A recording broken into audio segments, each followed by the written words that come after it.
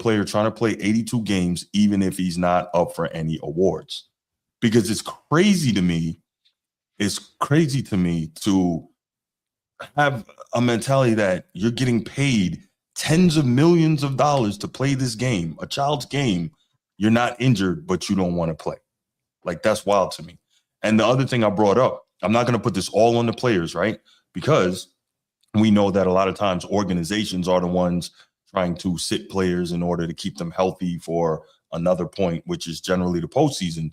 But the fact is this, in every other case, the NBA is a players' league. So if you're a star, you're going to say, I'm not doing this, I am doing that, right? So if that's the case, why can't you say, no, I'm not going to sit when I'm still healthy. I'm going to play, right? Why can't they do that? I think it's a bulk of them don't want to play if they don't have to. So getting back to what Ed Dog said, I don't even understand his question. So his mentality is, if you're not up for any awards, you shouldn't be trying to play all 82 games. Sneed, you're here, man. What are your thoughts on this? You should be sitting because you don't qualify for an award. I can only assume that's what he was trying to say, because he asked me, why is he trying to play all these games? He's not up for any awards. That is what I was asked. So let me get this straight. You should get paid for not playing. Apparently. Like, most jobs have sick days. I get that. But you making a whole lot of money not to be out there when you can go. And you get your whole summer off. So most jobs don't have that, right? Then you just something's wrong with my camera, Bruce. I'm going to fix this. But before I go, can you hear me okay, though? I can hear you. Yeah, you just keep disappearing. Like, okay, I'm gonna turn off my camera just for a second, and then I'm gonna fix it. Just bear with me here. All right. I'm gonna tell you what I really think about this. Okay. Ed Dog, you are the problem. You are the problem in this case, because that is your mentality, and you are projecting that onto others. That is a lazy. That is an attitude that accomplishes nothing. It doesn't set a good precedence. I hope we don't have children watching this who are learning bad habits. That is unacceptable. It's actually deplorable. You want to get paid to do nothing. I refuse to accept that premise, and I'm sorry, Eddie, you're a friend of the channel. We obviously got nothing but love, but you are wrong, and you deserve to be grilled, roasted, toasted, and floasted, because if I was a business owner and I was paying someone to do work and they weren't working, your ass is going home for good. Go home then forever. That's what I would do if I was a business owner and I had a lazy, good-for-nothing employee who said, I don't qualify for an award. Well, then go to hell. Yeah, that's funny. Yeah, that's crazy. James Pierre says today's NBA players do not understand the position they're in. They are playing a game and they're getting paid for this, and getting paid handsomely. That's the part I don't get. I really don't. And like I keep pointing to, back in the day, the game was way more physical. Guys were making way less money, but they were still out there doing the work. I don't get it. I don't get it. Woody says, I'm a child at heart and I'm learning bad habits from this. Yeah, I just don't get it. You will be compensated for nothing. You did nothing, so you get nothing. You could actually, you know what you could do? We'll qualify you for an award. A lifetime supply of absolutely nothing. How's that, Edward? Oh, man. Sheesh, that's man. funny. The guy is actually setting a good moral standard. That's what I'm saying. That's what I'm saying. And it's what we've been asking for out of players to actually do their job. Yeah. And we're gonna say something negative about that. Is crazy, bro. This thought process, this mentality, has been the destruction of these generations of basketball, where people talk down on these generations. Mikal Bridges being different, respect to him, man. Yeah, for sure. Respect to him, and for the guys fighting to compete, and for the guys who just want to play and find, value in playing all these games and doing it for the fans and respecting their contract and their obligations, bro. I'm telling you, there is something systematically wrong. Oh, for sure. About a generation of people for sure who think no awards, I shouldn't play. Right. That's crazy. Mm-hmm. And if I'm an owner of another team or a GM, I don't want those kind of players. I'm putting them on a list of do not sign. Why? Yeah, no doubt. What up, Micah? What's going on, bro? Good to see Mikael you. Bridges is on my list of players I could sign with confidence that he's going to play. Yeah, man. Yeah. Salute to him. Mm-hmm. Bro, to hell with the threshold. I don't care about threshold. What does that have to do with anything? You are contractually obligated to play every game you are healthy and not injured. Mm-hmm. Mm-hmm. What is all this other all this other stuff is ancillary. Yeah, crazy. All right, those are my. Did you have a quick hit, Sneed? Sheesh, man, got me worked up. My blood pressure's all up. We just started this shit, bro. Yeah, we don't need your blood pressure all up, Sneed. We don't need that. Yeah, hypertension, cortisol's getting crazy. What's going on, bro? Nah, we don't need that. All right, you know what I'm gonna do, y'all? I am going to, because I want to. I'm sure somebody's got something to say. We'll take a couple quick calls. Let's go. 904-219-8264. 904-219-8264. Let's get a couple of quick calls in on these quick hits, whether it's the mentality of not playing all 82 if you're able, or it's the foolish nonsense lies that we've debunked already that SGA is just a foul baiter. So you had 2 quick hits? Yeah, I had 2. Yeah. He's just a foul baiter? Look, I mean, it's funny. You know, he's a foul baiter and he can only score by getting to the free throw line, despite the fact that we demonstrated to people that, you know, out of the 90-something 30-point seasons in NFL, NBA history, that he's in like the high 70s percentile-wise in terms of free throw attempts among those guys. But, you know, Ed Dog, what's going on, man? You know what? You didn't call in the lie, did you? You know what? I got called every name except for the child of God. What did you get called, Ed Dog? Bro, ain't nobody call you nothing, bro, except Edward. I mean, it's shame, very disingenuous. I mean, it's crazy, but it's all good, you know. Listen, I know my memory is going, man, but we talked like 2 minutes before the show started. I did remember this conversation. It wasn't that long ago. You just don't like the way this is going for you. That's all. Right. Okay. You know what? It's all good. Look here. Now, let me start with you first, Mr. Steve. I know how I don't want to, you know, what you told me one time on a show, I forgot it was, you said I got to drink some type of tea with your blood pressure, you know, when. Hibiscus. Yeah, because when you guys was being disingenuous to playoff standing, but that's from a long time ago. Now, let's start with you. Now you're saying that, okay, 82. So what I said to Bruce, this is what I said. He's playing 82 games. He's a above average player. He's an Iron Man. I get all that.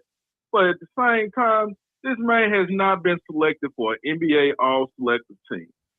And I said, okay, you being this Iron Man and everything like that, you go, dude, you getting it. But what's the purpose of playing all 82 games? Now, I said 75 games. Should I be eligible for some type of award? By the way, he has made all defense. So just. That was when he was with Phoenix. I remember that was when he was with Phoenix. Mm-hmm. He made all defense first team, yeah. Yeah, that was with Phoenix. But look at me now. I'm playing these games and I'm not getting selected. I'm like, what's the okay. They paid me and compensated me and everything like that. Truth be told. But at the same time, dude, I should be selected for something. Just because you did your job, you should be. That's crazy. That's crazy. Ed Dog is all about. So Eddie wants like an Iron Man award or something, right? All right, give me an Iron Man award. I'll take that too. Give me something. But you're just doing your job. Mm-hmm.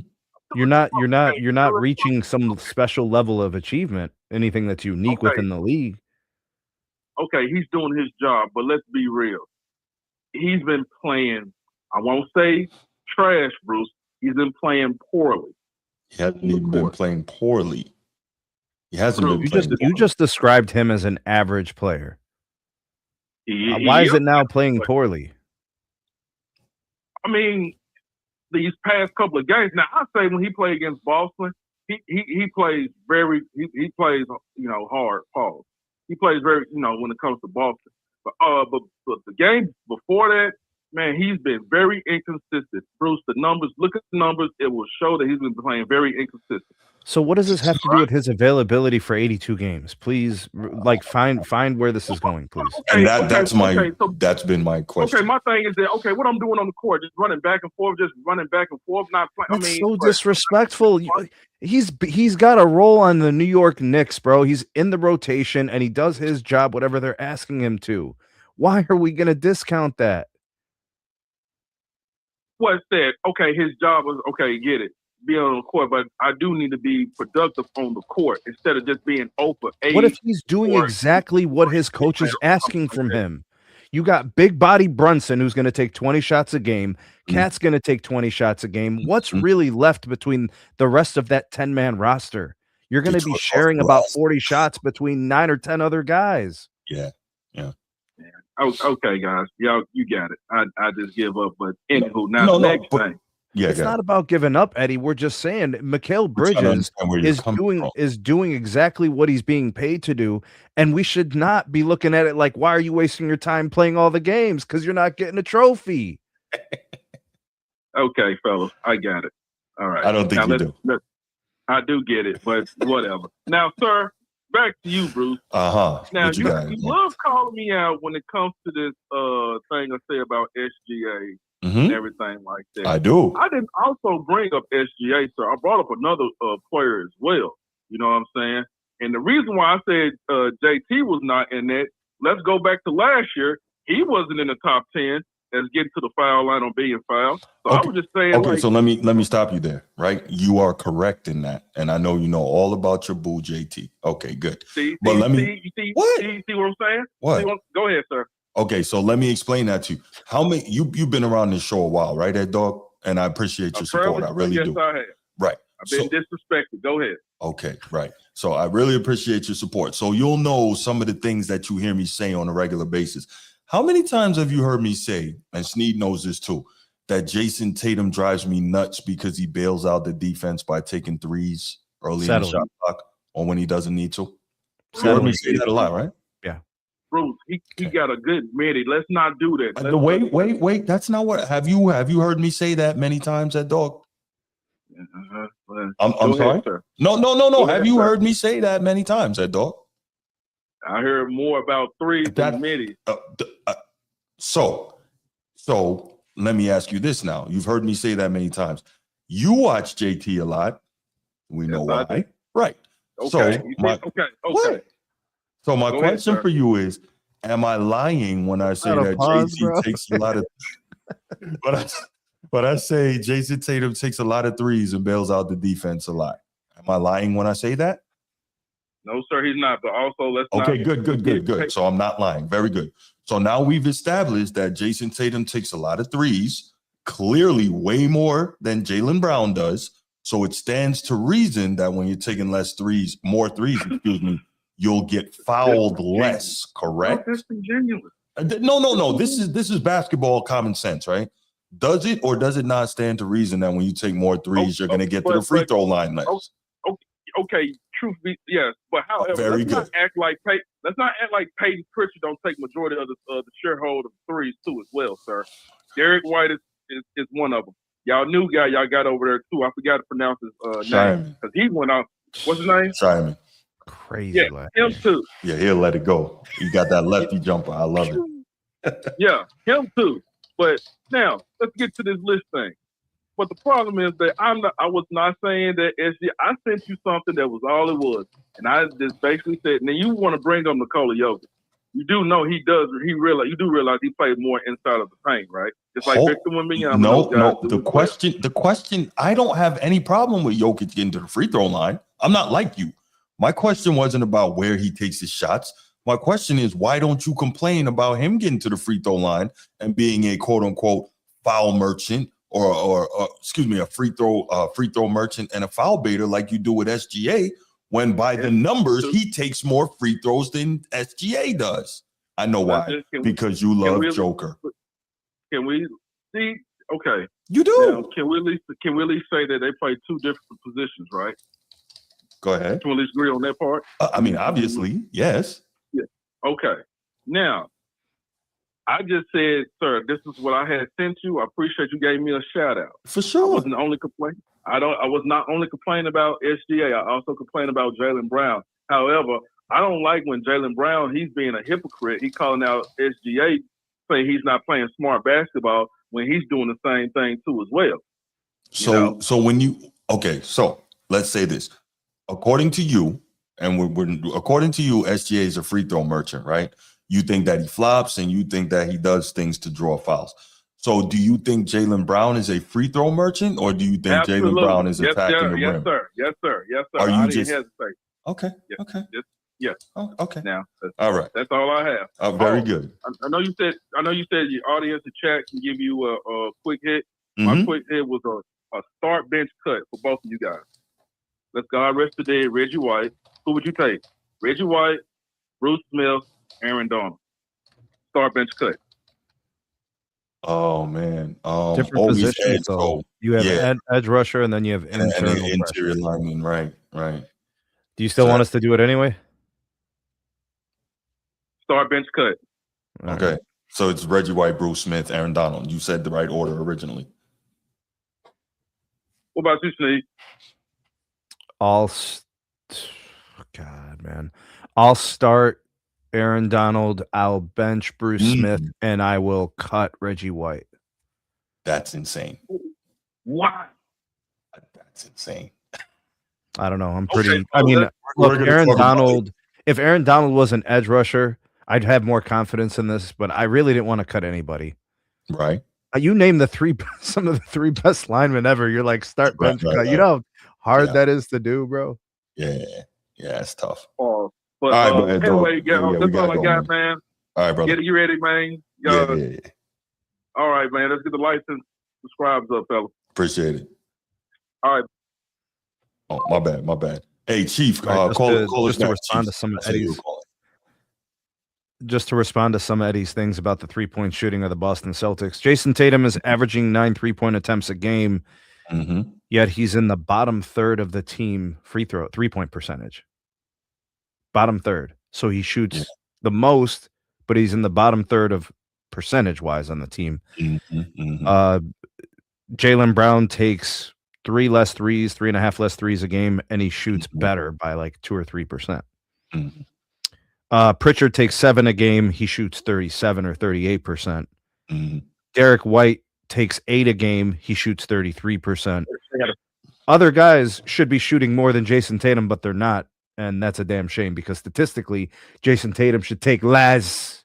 And by the way, Ed Dog, Jason Tatum, 39% of his career field goal attempts are from 3. So that's why he's not on that free throw. Hey, he don't like getting bumped, bro. Clearly, he's a little, he's not that. A little soft in the britches is what they say, right? What's going on, man? Y'all back off, Eddie, man. Here we go, man. There we go. Chief want to be a superhero today. All right, fine. We want to save him. I'm gonna play Captain Save him today. I'll play Captain Save. Yeah, you need your help, Chief. You know what though? I'm cool with a guy wanting to play 82 games, but here's the problem when it comes to superstars. The game has changed. So it ain't the same game. And I know we've seen all the fouls, the physicality back then, but now. But I thought we were about analytics, though, Chief. Sir? I thought we were about analytics. Oh, we're going analytics. but the guy who has the lowest percentage should take less threes, not the most. Right. Well, okay. Oh no, he was talking about the sitting. Yeah, I'm going with the 82. The 82. Oh, okay. Go ahead. Games played. But yeah, it's a different game now. It's a different game because I think what players want to do and what the organization want to do, it's business model, it's analytics. So they're trying to track everything and they're trying to get every dollar out of a 200+ contract. So that's why they're not playing all 82 games. You got to I look at Mikal Bridges' contract. How big is his contract? If you look at Brunson, I'm pretty sure they're going to have him take some games off. Mhm. These guys, they track everything. So what they're saying is, although in our eyes, when we've seen the physicality Mhm. and our superstars were playing 82, like Mike, Mhm. Paul Malone, Mhm. Stockton, Yeah. but later on, because they did so much running, space, and pace, the superstars it was a kind of a down, it was kind of like a downward trend that they're not playing 82 no more. Mhm. So the contract now is based on what's in the best financial interest of the team, not if you're going to play 82 and be a G. Those days are over with. The way they look at money and how they do everything in the organization.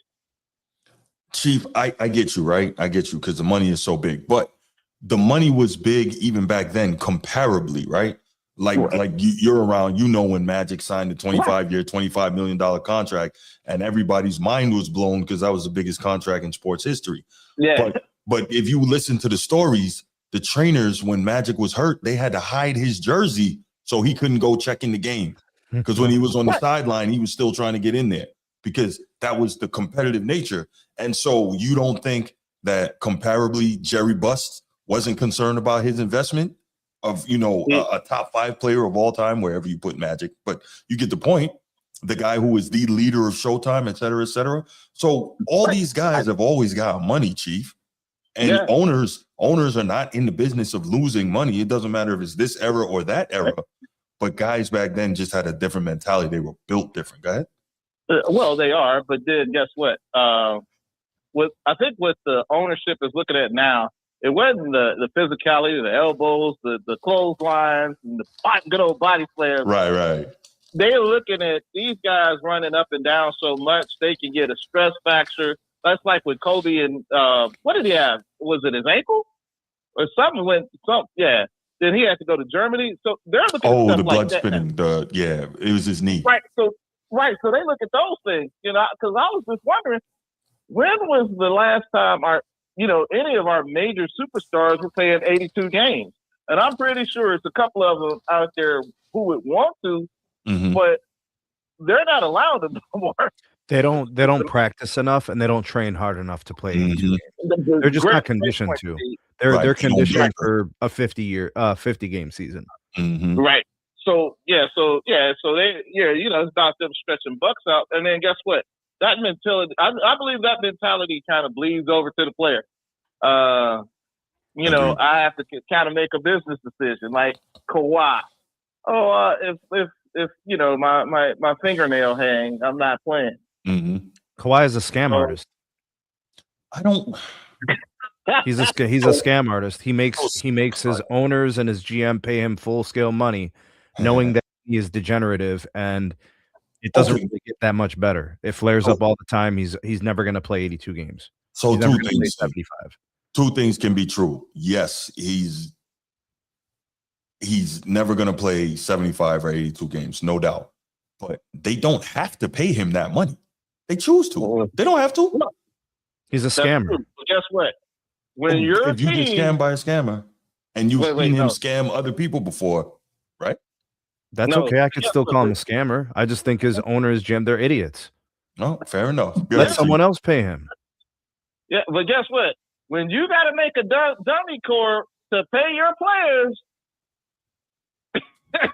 like the Clippers did, hey, we can question the decisions by owners and gyms. It's fine, but I'm still going to call these players scammers when they don't play. That was pretty good, Chief. That was pretty good. Yeah, but so that'll be it. But I'm just saying, I think a lot of it now, I think it's just a new way. Not only ownership, I guess ownership led down to the players. It's like you said, Snead, and training and everything. It's just different. No doubt, Chief. No doubt. Man, I appreciate the call, brother. Thanks so much. No. All right. Nino, I see you were trying to get in here. Go ahead, give us a call. That'll be the last one, and then we'll get to the main topics. Yeah, no, this is very interesting. I don't know, man. But one thing we can say is I am looking forward to the playoffs because they have been over the last few years. They've been allowing physicality, and I think it's going to be It's the way great. it's always I been, think bro. there's some- Playoff basketball, playoff hockey, playoff football. It's all next level. Playoff Bro. hockey's crazy, bro. Yeah, it's all next level. Yes, sir. Nino, what's going on, brother? What's up, fellas? Y'all know What I like up, Nino? try to maybe put something on y'all head or y'all give y'all insight on what y'all think it is. For sure. I'm not saying maybe the NBA is just not a team fandom because let me ask y'all this question. Okay. The last 2 games of the season, NFL team got a playoff spot secured. They sit the quarterback and the top defensive player. Nobody gonna say anything, and it's the same premises. People paid a lot of money to go see a winning NFL team. A lot of money. Okay, So, Nino. and we can put the physicality into it, of course, but the same concept still exists. Some kid and they daddy paid a lot of money That's to true. see the players. That's true. But the NBA, I believe, is just more player. Because if I'm a Steelers fan and I go to the game and we got a number 1 seed, I don't give a damn they sit the quarterback out last game. Mhm. Listen, because we want the team to really win and be in position for a championship. Mhm. Victor, well, I'm thinking that the NBA is kind of using that same, the GMs are using that same concept. Like, listen, we can't afford, if Victor go down, we don't win. If you go down, we're not winning a championship. We have a real legit chance to win a championship. So these last 2 games is not going to make or break us unless one of them guys get injured. We need to try to get them ready. So what is it? It seems like more outrage. It's just a little different for basketball players. Is it because, do y'all think it's because of the real team fandom for the NBA? I mean, the NFL? Or what is it really? Or is it just, what do y'all think it is? I think it's so. Wait, to clarify, you're asking why people see it differently between the NFL and the NBA? Yes. Yes. So I think one, it's the scarcity of the NFL, right? There's not nearly as many games, and also because the NFL, like you hit it on the head, is so much more inherently physical, and I think football fans completely understand that it's so much more physical. Guys can completely get wrecked, and then also. And this is what I was saying earlier. I don't know if you heard it. The NBA being a player league, especially among superstars generally get what they want. So if I'm a coach or a front office and I tell, my superstar point guard, Nino, I say, yo, Nino, man, you're not playing today. If you really want to play, you're going to play. I can't tell you you're not playing because that's how it is in the NBA. And I think that's the difference, right? In the NFL, it's about the coach and the organization. It's about the team and the shield more than the individual player. In the NBA, we always talk about how much power players have. So I think that's a big part of the difference why people see it differently. Okay, I can respect that. Yeah. Also, remember this, Nino. Nino, remember this about the NFL. Players don't just sit out for load management. They play when they're not on the injury report and capable of playing. Mm-hmm. Even guys with doubtful tags sometimes will play. Mm-hmm. Questionable tag, it might as well be likely that they're going to play if they're questionable. Yeah. So, I mean, I don't want to say it's like totally different, but I mean, I'm just saying that in the NFL, if they took the last week off because of high injury risk, but they played every other game as best as they could competing to win, and they locked up, a high seed, I mean, that just is what it is, right? They did their job. The injury risk is too high. They didn't load manage all season. Right. Well, okay. And to add to that, because I was kind of thinking that too. Maybe it's the backlash from, hey, look, y'all load manage all season. Now, y'all got to give us the final showdown. But what about, is it like, do y'all look at it from y'all view? Because everybody got their view. I kind of look at it different from Kawhi, and well, Kawhi lately, with the news coming out, is kind of crazy. But before, I kind of look at it differently from Kawhi, even LeBron. Now, y'all know LeBron guy, but I got to give it to him. He done did enough work, so it's like, hey, he might be hurting when he wakes up. Old Kobe, but Joel Embiid, people that are like paper thin, they got real injuries that really, they stay injured. They already injured. They just trying to push through. I was giving them passes versus like a healthy guy that's young in their prime. Like when they were doing it to Anthony Edwards, I was like, man, wait a minute. I can't defend this. Like, how I'm gonna take up for, how I'm gonna go against Bruce against this, you know?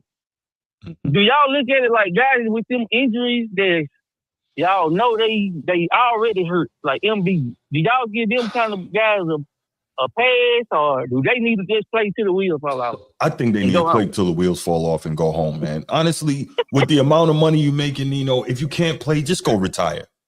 If you can't, seriously, if you there's can't retirement settlements retire. all the time, insurance, all that, bro. Yes. Like, yeah, you might not. I guarantee you, Embiid has had an injury-based policy on his contracts probably since his second contract. He didn't play his whole first 2 years. Remember, Snead?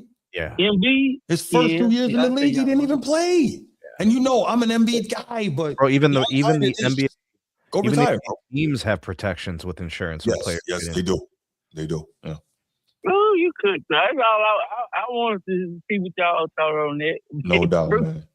Bruce don't put no slack to it, man. No, it's not. I don't cut it. It's not the slack, Nino. It's just, obviously I come from a different generation, and I'm not trying to say I'm some super hardcore guy or whatever, but you making that amount of money, and I've seen guys that are better than most of these guys today be out there playing in conditions that are what would be regarded today as debilitating, right? I'm sure you've heard me say it before. Larry Bird, towards the end of his career, was out there. He was in traction before and after games because his back was so bad. His back was bad. Yeah. He had the foot problems, and he was still had to retire. He had to retire. He physically could not play anymore. Right. And he wasn't even that old. That makes sense because they say every time Kawhi do for money, he play at least 30 games. I'm like, oh, man. So I don't go. I heard it's hard to take up for that. No, I hear you. I did hear a few of Kawhi's teammates say that he's like a super hard worker in his rehab and in his workouts. That's probably all true. Right. Because I was about to say, like, if he wasn't, you wouldn't see it in his body. Like, you see he puts the work in. And when he's on the floor, you can see it. But by not playing games, he able to preserve. He able to, like he did this year, he can actually play those games. And get the money, but when he get the money the next year, he can kind of not play 30 games, try to do that. Yeah. And now that, when I didn't know he was doing that, that's kind of threw me off. I'm like, no.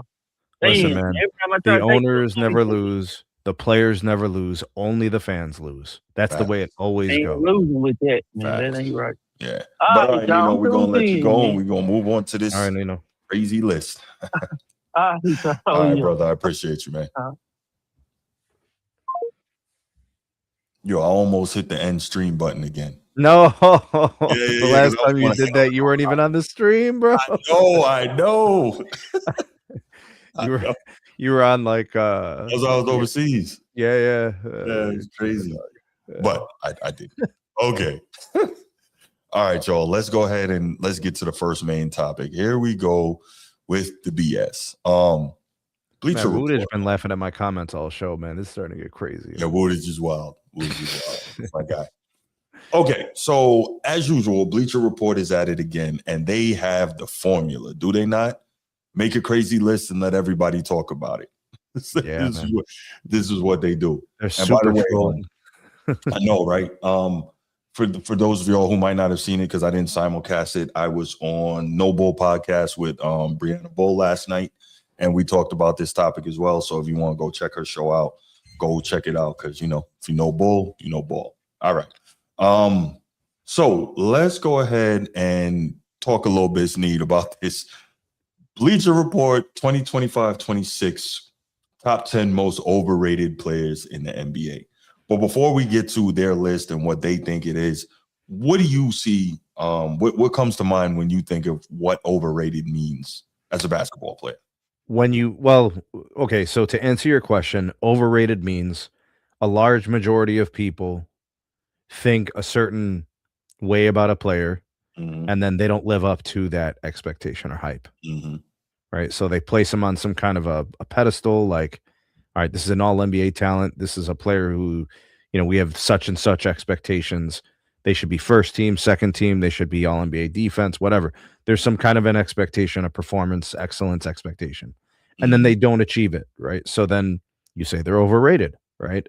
Or if they say that this person is, this player is top 50 all time and they're still active, but they don't play up to that standard, but it's a perception thing. It's what people think, and then it's what actually happens on the floor. There's like a discrepancy and a disconnect. That's what it means when I think of overrated. Now, to me, the way that they do these lists at Bleacher Report, this is how do we disrespect players? That's what this list has become. How do we disrespect players, and how do we aggravate and rage bait their fans?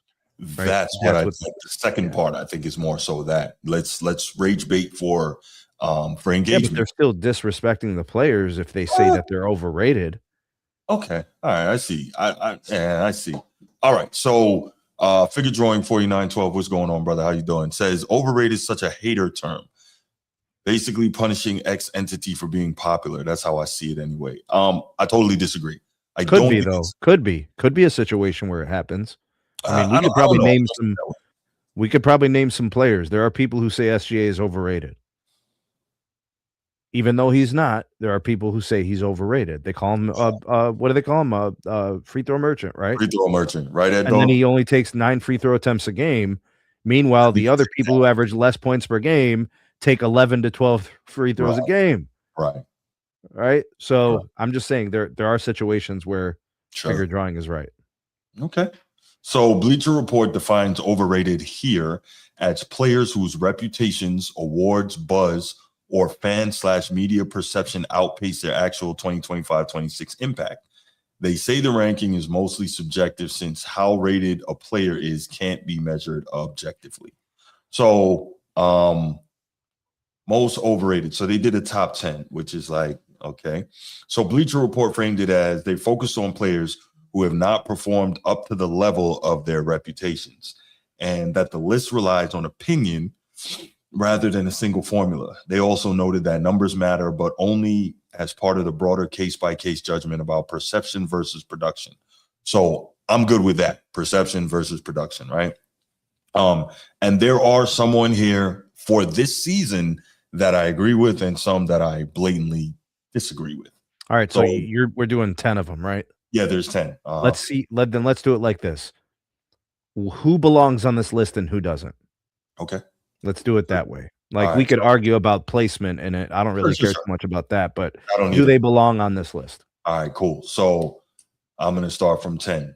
Jaylen Brown, Kyle Kuzma, Ja Morant, Jonathan Kuminga, Draymond Green, Domantas Sabonis, Dylan Brooks, Paolo Banchero, Norman Powell, Brandon Ingram. Have at it, sir. Maybe 5 of them belong on this list? Sounds about right. Why is Jaylen Brown on this list? I have no idea. That's an MVP player. Yeah, MVP caliber. Yeah, I think that he's on this list because the guy who wrote it is a very unabashed analytics guy, and Jaylen Brown apparently is not an analytics darling. So, I don't even know. I think. So let's do this. Take me out of it. Ed Dog, do you believe that Jaylen Brown is a top 10 overrated player in the NBA? Honestly. He doesn't even qualify as overrated. Top 10. I agree. Well, there's a reason I'm asking the guy who hates him. So if he doesn't say it, then we know we're good. But bro, this guy played 2/3 or more of the year without the quote unquote best player on the team. Right. And led his team to second place in the East when everybody said they were a play-in. And had a career year at that. Career year pretty much across the board. Overrated? Yeah. So okay, How? so we can agree Jaylen Brown should He not is be on this. so underrated and underappreciated. Agreed. It's disgusting. Agreed. All right, Kyle Kuzma. Fine. I don't think he deserves to be here. Fine. But, I'm so impartial to this. He makes no noise. but that's why he doesn't deserve to be But here. it's been Because- years. Right. Who had Kyle Kuzma rated? I don't know. Oh, how could he be overrated? He wasn't Who even was thinking rated. about Kyle Kuzma? I don't know. That's crazy. What's going on, Transformer? Shout out to you. Anchors away, my boy. Anchors away. Good to see you. I mean, were there a lot of expectations for him in Milwaukee? No, absolutely not. That's why I'm like, why is he on this list? I mean, Right. fine, Okay. whatever. Here's another one, John Morant. So this one is Overrated. interesting because How I'm much has wondering. he played this year? That's what I'm saying. 20-something games. I don't think anyone had huge expectations of him coming into this year. And personally, I think he may have ruined his career. I don't know. But reputation wise, like we expect high flyer, we expect fun, Mhm. action-packed moments in games. Mhm. You know, he's a jumper. He's got kangaroo. Jumping through the gym. Yeah. We 20 didn't get any of that. 20 games this year. Yeah. 23 How and am a I half supposed to percent. underrate or overrate that when he hardly played? I don't know. Well, I didn't even like rate him coming into the year. He's been an afterthought since he started flashing pistols on Instagram. Yeah, for sure. Thank you, Transformer. I appreciate that. Yeah, it's Transformers. Yeah. Oh, he gonna get attacked by his own brother. This is gonna be bad. Coach T, you gonna start swinging. Bro. Yeah. Oh no, he's gonna get attacked by Ed Dog. Oh, Eddie. Ed Dog is in love with Tatum, so it's gonna be. Well, I bad. mean, we don't have to have special treatment of players. We don't have to do that. Some people do. We could be objective. I mean, it's tough in a subjective thing like this, but you still be Right, objective about Yeah. achievement or whatever. Mm-hmm. Okay, Jonathan Kuminga. This guy was one is- basically benched in Golden State. Had So, no role. Yeah. Well, you know what's interesting about that though, Sneed? He's actually, despite what we think we see, he's playing less minutes per game in Atlanta than he did in Golden State. Is he productive? A little bit, like he's not killing. Kuminga. He's not killing. Like when he first got there, you saw like, okay, we know the kid can play, but he's averaging on the season. He's averaging 12.2 points. And how many minutes a game? Tell you 22.1. Okay, so he's averaging.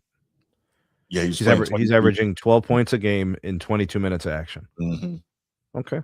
Yeah, and it was about the same in Golden State. So now I think next year he could probably go off, but again, these are very strange in terms of you got guys that are quote unquote overrated, but like who's putting them in places they shouldn't be? That's the thing.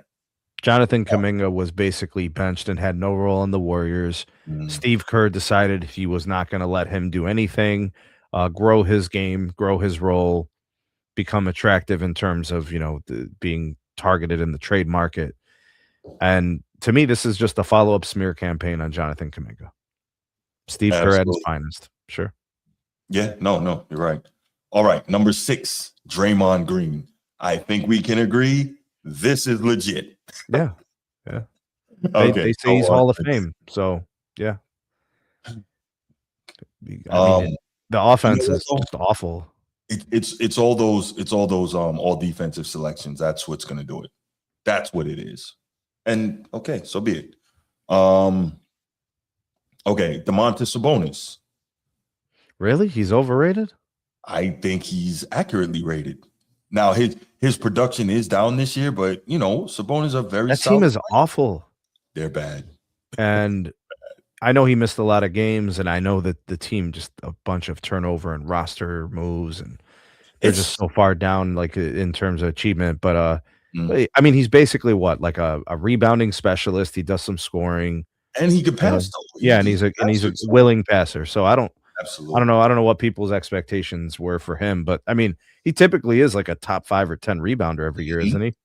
Yeah, because last year he averaged 19 and 14. He led the league in rebounds. What is he this year? This year he's 16 and 11 and a half. So still Okay, a so solid maybe year, it's- but the production's down, but the team is bad. I don't think But he finds himself in the top 6 most Yeah. overrated, top 5 most overrated. he's All only right. played 19 games this year, so maybe that has to do with something. Maybe. Yeah. And quick side note, it's so strange how some franchises just continue to field bad teams, no matter who's the owner, no matter what decade. The Queens, bro. Yeah, The like Sacramento Queens. they had that short little stretch with C-Webb and those guys, maybe like a 5-6 year stretch where they were really good. But other than that, and they've had good players throughout their history. It's just weird. I don't know what's going on there. Okay. Sabonis, Dylan Brooks. Overrated. This is another one. He's a good player. He's a solid player. But again, how is he overrated? What did people expect from him? I mean, he's a mostly defensive guy. And he In can my score. opinion, his offense has had upside. I did not that's what I expect him thought. to be this productive. I don't. Okay. I thought it was me. I thought he improved. He did. His Okay. 3-point shooting it got more reliable and he's more consistent. His scoring has probably been He's averaging much 20 better. this He's been Dylan a part of the winning side of Phoenix this year. year. Dude, nobody expected them to do this. They were awful last year with stars. He averaged 14 last year. He's averaging 20 this year. Overrated. Now, a big part of that, I'm sure there's more shots to go around. No KD, no Brad Beal. But still, I mean, that's stepping in when a void opens up, right? Yeah, he's not overrated at all. He's underrated. Mm-hmm. Yeah, Transformer, absolutely. Dylan has a lot of hype because of his antics, but definitely has improved as a player offensively. No question about it. So we keep getting back to the same thing, at least for me. I don't know how guys can be overrated when no one is really putting them that high. Now, the next guy, Sneed, I will fully take credit for this one in terms of overrating, Paolo Banchero. That's a guy I overrated him thought was too. going to take a big step this year, and I thought Orlando. Now, I think Franz Wagner missed a lot of games this year with injury, so that's going to hurt. But I thought Paolo was I thought he was on that upward trajectory, and he hasn't had a terrible year this year, but it wasn't what I thought it was going to be. So he's not impacting the game winning. Mm-hmm. He's making a lot of bad mistakes at the end of games. When you look at Orlando's achievement, their place within the East, they're a play-in team. They have not improved or gotten better, and they brought in more talent. You think about like Jalen Suggs, a nice player. You bring in what's his name, Desmond Bain. Mm-hmm. You have more talent there, and I understand injuries, but I mean, some of the games I've seen him go like 6 points through 3 quarters. Mm-hmm. How? You're the primary scoring option on this team, right? And then when he's the facilitator, the decision maker, I see bad decisions. His basketball IQ, mid. He's not really finding ways to get better and impact the winning for his team. So if I was going to be critical of his game, it would just be that he's not taking steps forward. He kind of took a step back this year. So I do think he's overrated, unfortunately. And I'm guilty of overrating him last year. Yeah. I definitely thought that we were going to see a big step forward. So I'm with you. And I think when we did our previews and all that at the beginning of the season, I definitely had really high hopes for Paolo Banchero. I had the Magic finishing ahead of the Celtics. I don't know if I had them finishing ahead of the Celtics, but I thought they were going to be a 4th or a 5th seed. I had the Celtics at 6, and I had the Magic at 5. Well, there you go. Okay. And I can't be mad at that. Right. From what we saw coming into the season, like that was a very reasonable assumption. Yeah. Trying to play with logic, Brandon. I got burned. Hey, man, we should, in Jaylen Brown, we trust. We should have trusted him. That's right. Yeah. Because I know a guy who, if Jaylen Brown wasn't there and he was there, I don't think it would have been the same. Oh, it would have been a lot of stress. Some therapy would have been required. Yeah. You know how light skin do, like, I didn't want to say that. I was just clowning, man. Everybody gonna come. I'm light skinned. Chill out, bro. They're gonna come for you, Steve. They're gonna come for you. All right. Number 2, Norman Powell. Really? Yeah, I mean, he's getting what, 20 a game this year. Very solid. Yeah, why would they say overrated? I don't know. I tell you who's been overrated for the Heat for about the last. Bam hit that 83, and everybody thought he was, Nah, nobody. You know what though? No, in all seriousness, I've always thought Bam was overrated. As we're talking about overrated, I've always felt that way. I never thought he was special. How is Bam overrated? People always talked about him like he was special, and I thought he was just a good player who played hard. He is a good player. Doesn't make a lot of mistakes, but people talk about him like he's better than he is, and I never understood. Okay. What's his place in the league? Bam, top 25. Okay. Yeah. I think he's never thought he was special. All right, and Bleacher reports number one, according to them, most overrated player, Brandon Ingram. Really?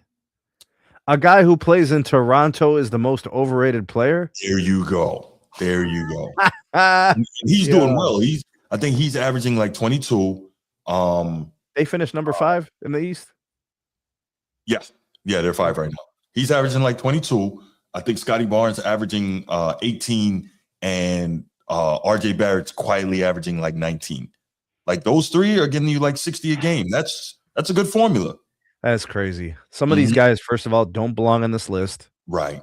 They just don't. And Brandon Ingram does not belong on this list. You know, Paolo belongs on the list. You know, Dylan Brooks does Draymond belongs on this list. Dylan Brooks does not belong. You know, some of them fine, you know, keep them on.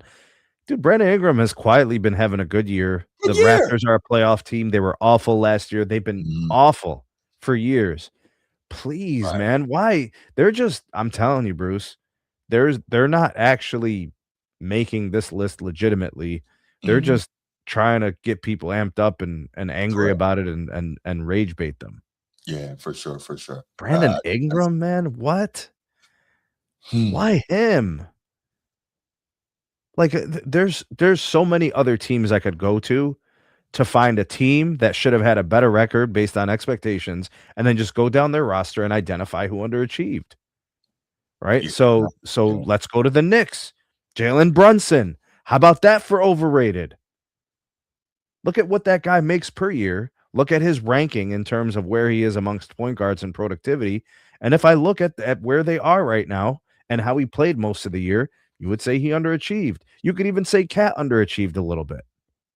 Right? Where has his productivity been according to this? He definitely stepped down. Yeah. That's what I'm saying, bro, is why aren't we really going to the right places? We should go to teams where the aspirations and the expectations were high, find the players that aren't producing. We can identify why they don't have those same wins. Why are we not naming KD? KD was supposed to come in, and the Rockets started hot, and then they faltered, and they were losing games because of KD's decisions. So they know they can't because of the fact that he passed MJ on the scoring list this year. And because he's still very quietly, very smoothly, very easily. Everybody says he's the best offensive player of all time. Who says that? The most unstoppable force in NBA history. Kevin Durant can't be stopped. Can't block the shot. Can't do this and that. Well, then why are they doing? What are they, 4th in the West? I saw him get stopped. But anyway. and in the last month, 2 months, how have they been doing the last 2 months since All-Star break? Mm-hmm. Okay, fine. They've had a couple of injuries. So what? Why aren't they winning? How did they? Like, they're gonna finish behind the Lakers, or like right around the same as the Lakers, but the Lakers were missing. We're missing Luka. They were missing Austin Reeves for stretches. Like, what the hell?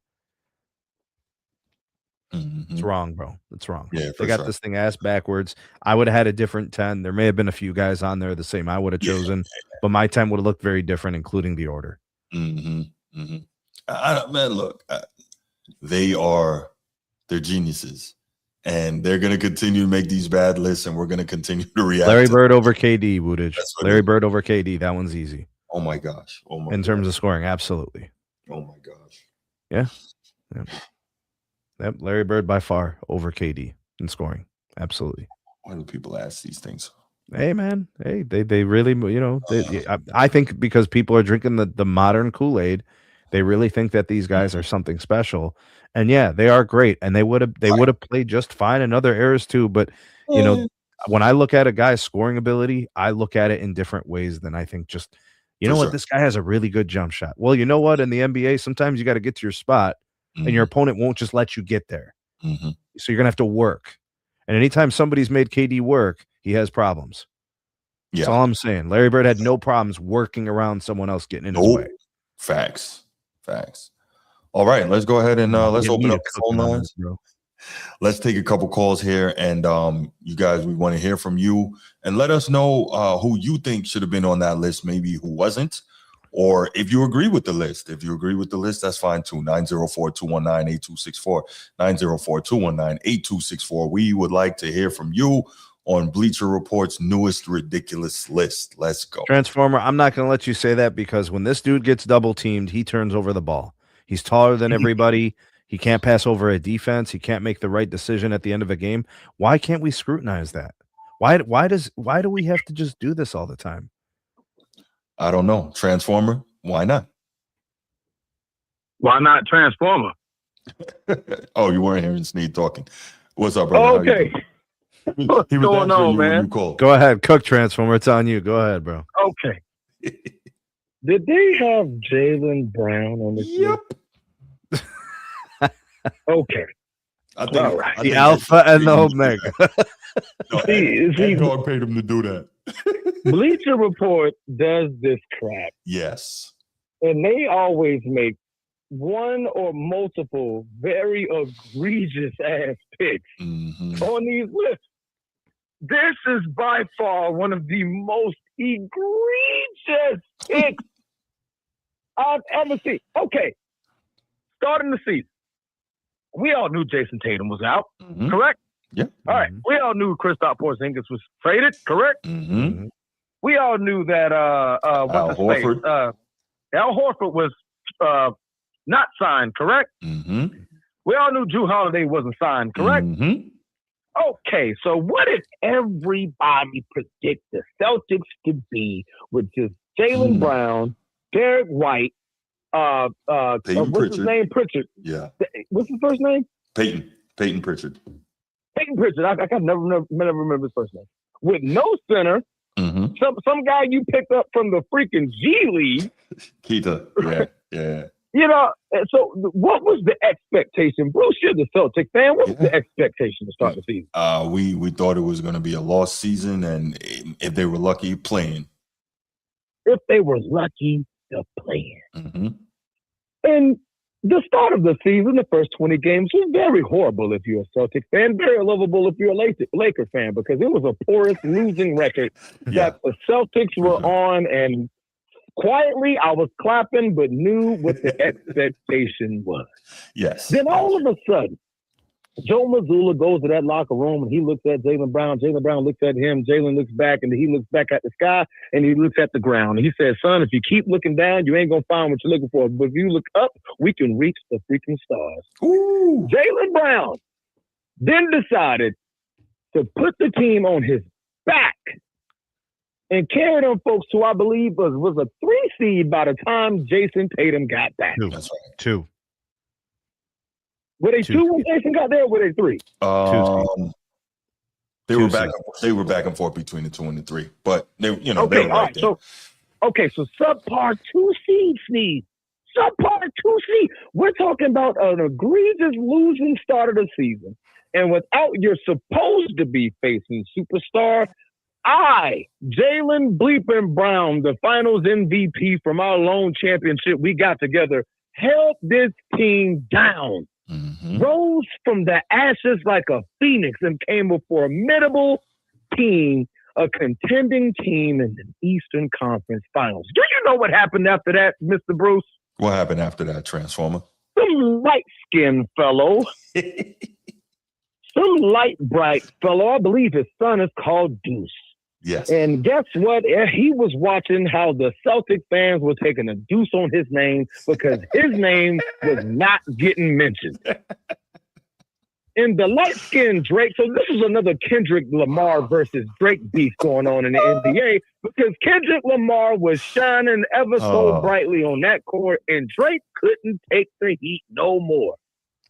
So Drake decided, hey, I'm going to rush my way back. I'm going to trade rehab. I was going through the most miserable time of my life. My doctor said I could possibly never walk again. Mm-hmm.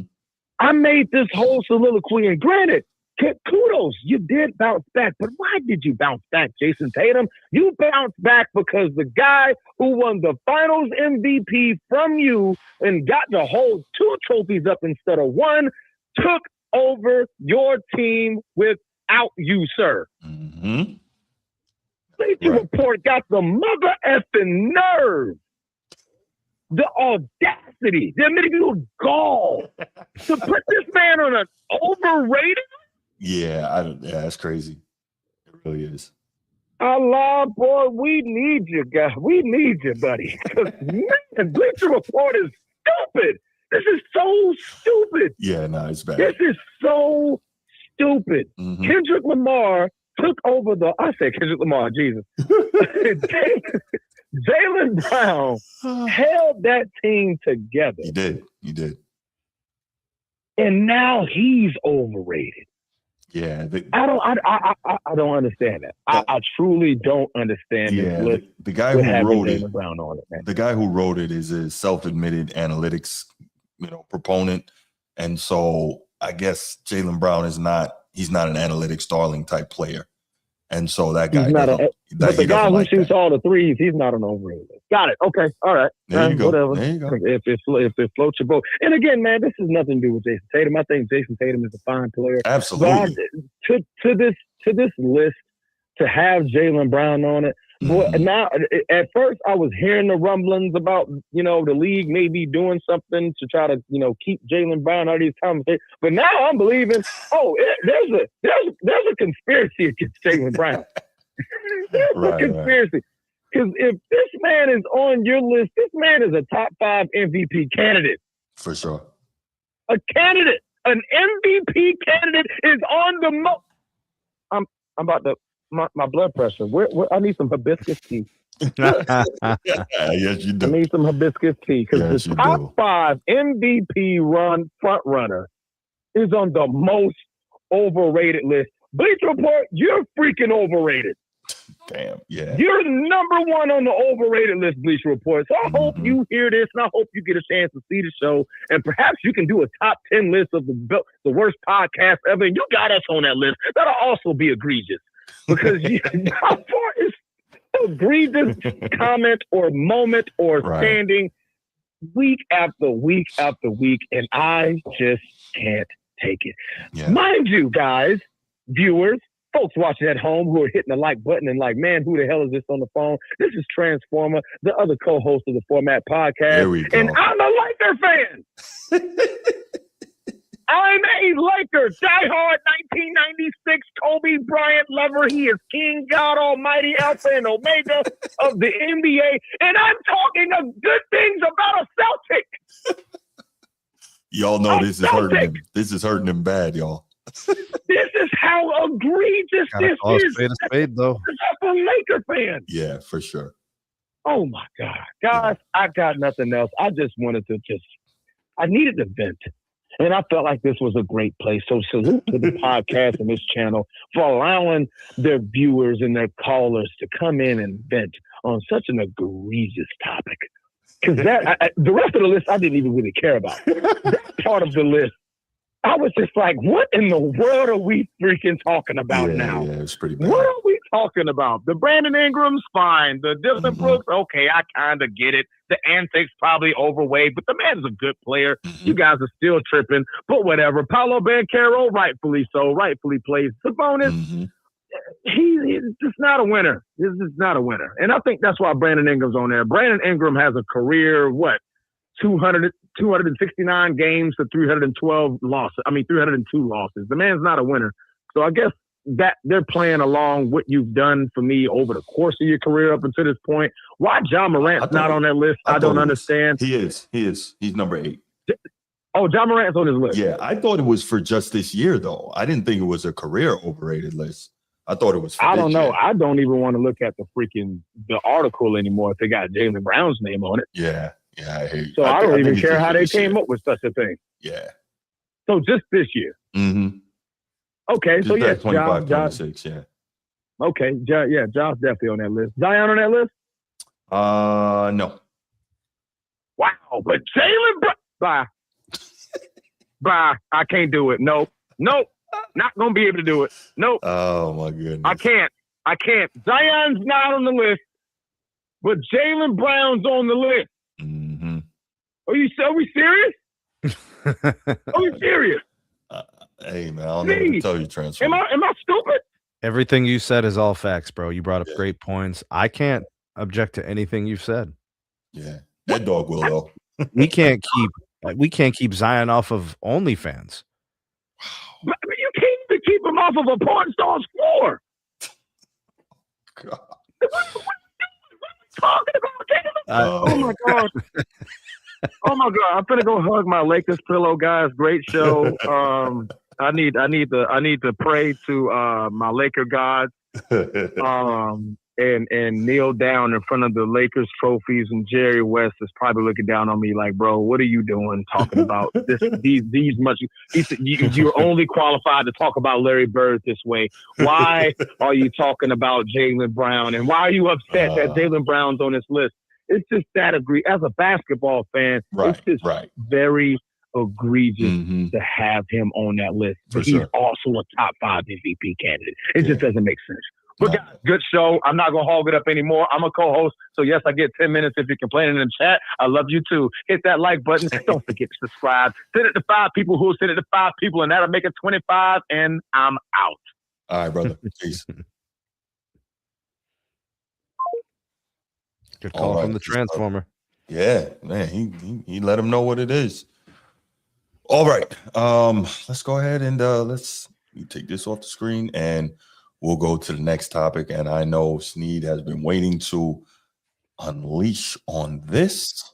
I don't know about unleash, man. Just calling a spade, man. For sure. Let me know when you want the clip and we'll play it. All right. So JJ Redick at his most recent press conference after their last game, which was a victory against, man, who did they beat last?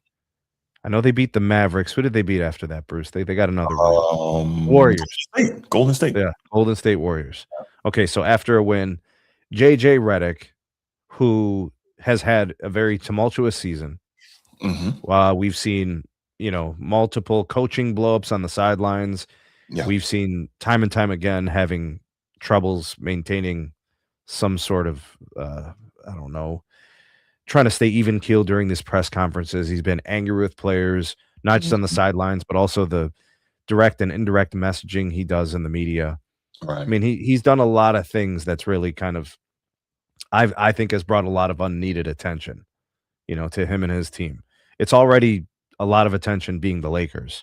Throw in the fact that you've got these high attention players like LeBron and Luka, and you've got the Lakers dynamic and all of that. All right, Bronny, that whole thing. So he's at this presser. They just get their win.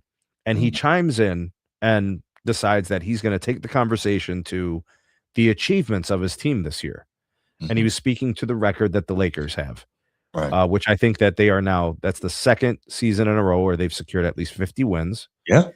And he went on to compliment and celebrate his team. Yes. And he even mentioned coaching as being one of the reasons why they got to where they are today. So, Bruce, if you have the clip, we can play it so people can hear it for themselves. JJ taking his victory lap on the regular season. Let's not discredit what this group did for the regular season, regardless of what happens in the playoffs.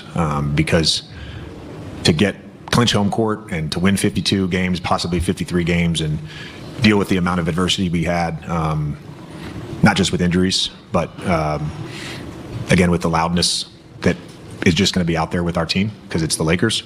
It's a credit to our players. It's a credit to our staff for just persevering and just keeping our head down and doing the work, and coached a bunch of different ways this year, our players had to adjust. Players made sacrifices. A lot of these guys, as I talked about, are in contract years, and it's been, I think for everybody, like a really great opportunity to grow as players, as coaches, as people. LeBron's. So you guys got to hear what he had to say, right? Complimentary of his team and their achievements. Sure. I think the conversation needs to start first. When a coach celebrates regular season achievements, it's a bad precedent. The LA Lakers are a storied franchise that focuses on winning I'll give championships. you that. Yeah, I'll give you that. We don't need to celebrate some kind of regular season achievement of 50-plus wins. This is a roster that has so much talent, it's actually embarrassing sometimes to think about it. How many teams have an all-NBA first-team player and an all-NBA second-team player from last year and another all-star in Austin Reeves, who the only reason he wasn't an all-star is because of injuries? And all of them played 60 games or more. So what are we talking about in terms of achieving 50-plus wins on a roster that also was fixed over the course of last offseason? They addressed their defensive needs by bringing in Marcus Smart. He clearly made an impact this year. They bring in DeAndre Ayton to also add depth to their bigs position. So now it's him, it's Jackson Hayes. I'm looking for what there is to celebrate and what there is that was done special, because I just don't see it. They finished, if I remember correctly, second or third last year in the West and added roster pieces to make them better and more dynamic. And then JJ Redick is supposed to be the basketball Socrates of basketball coaching philosophy. He said, I'm going to be getting the most out of my players. Who has he made better? I'm just looking at it from this respect, Bruce. They're 0-4 versus the Thunder.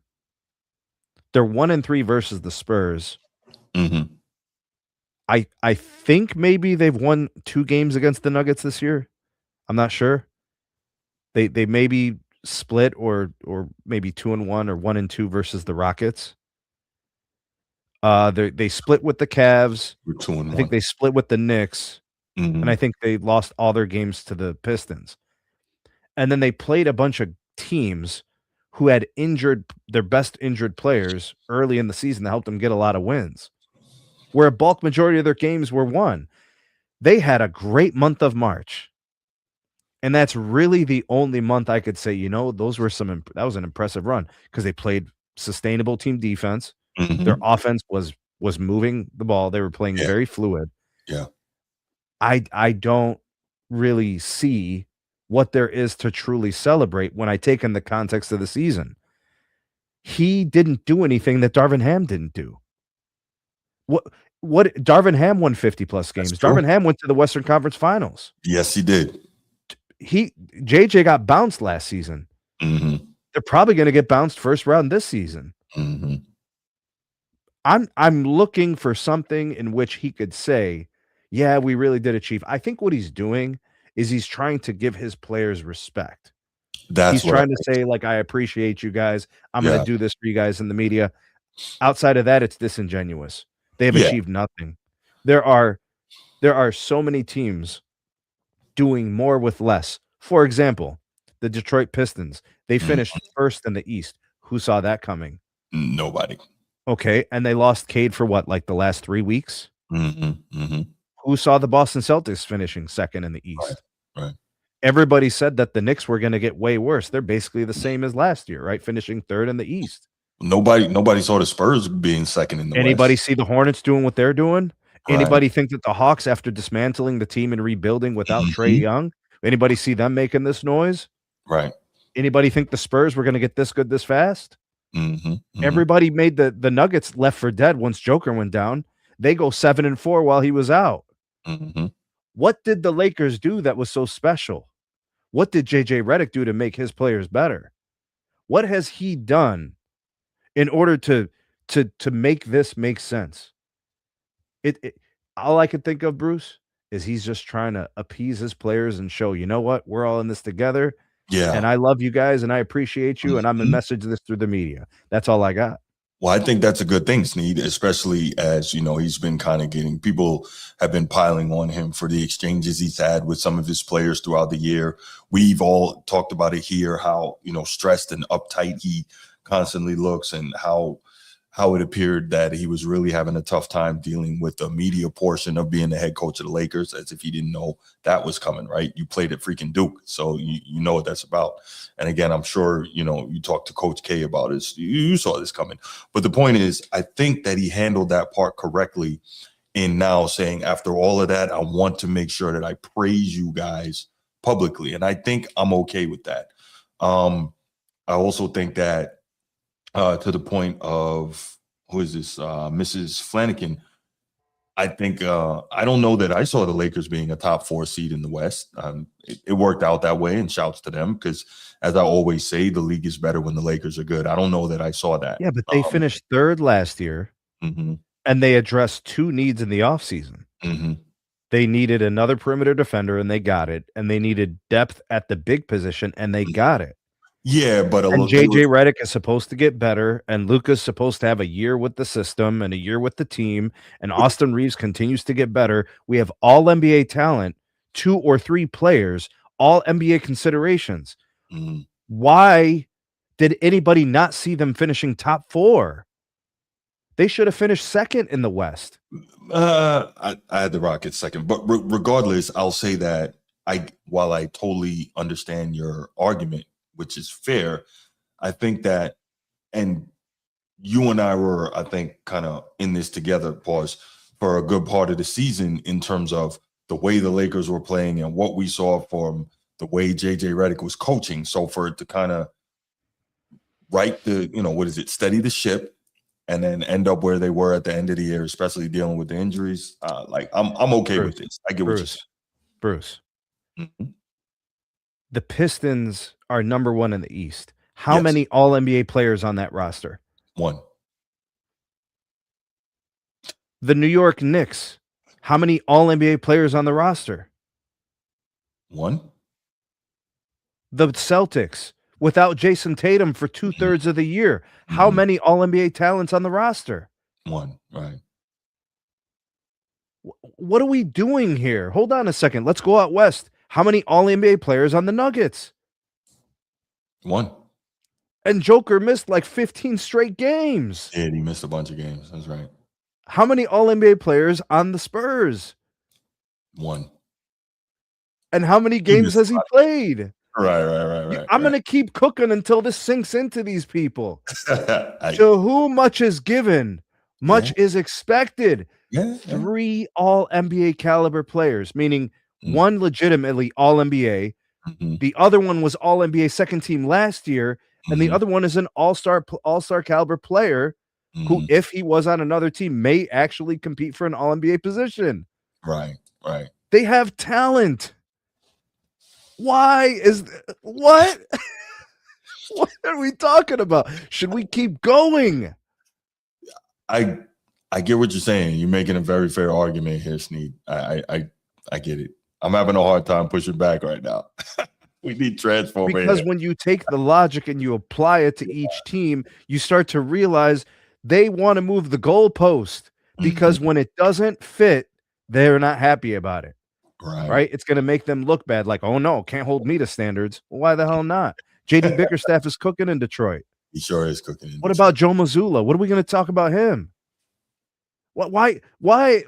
And meanwhile, let's talk about JJ though. Let's talk about the blow-ups on the sideline. I don't see Joe Mazzulla blowing up on players on the sideline. Yeah, he's a champion.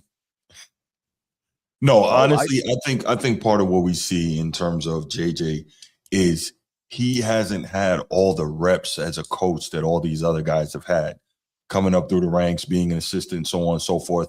I think it's probably fair that when Sam Cassell finally does land a job, you're not going to see him having the blow-ups on the sideline either, because he's been there. He's had the reps. He's been a championship level assistant, et cetera, right? And so when JJ Redick, the last thing he coached was his girls' fourth grade basketball team with his daughter or something like that.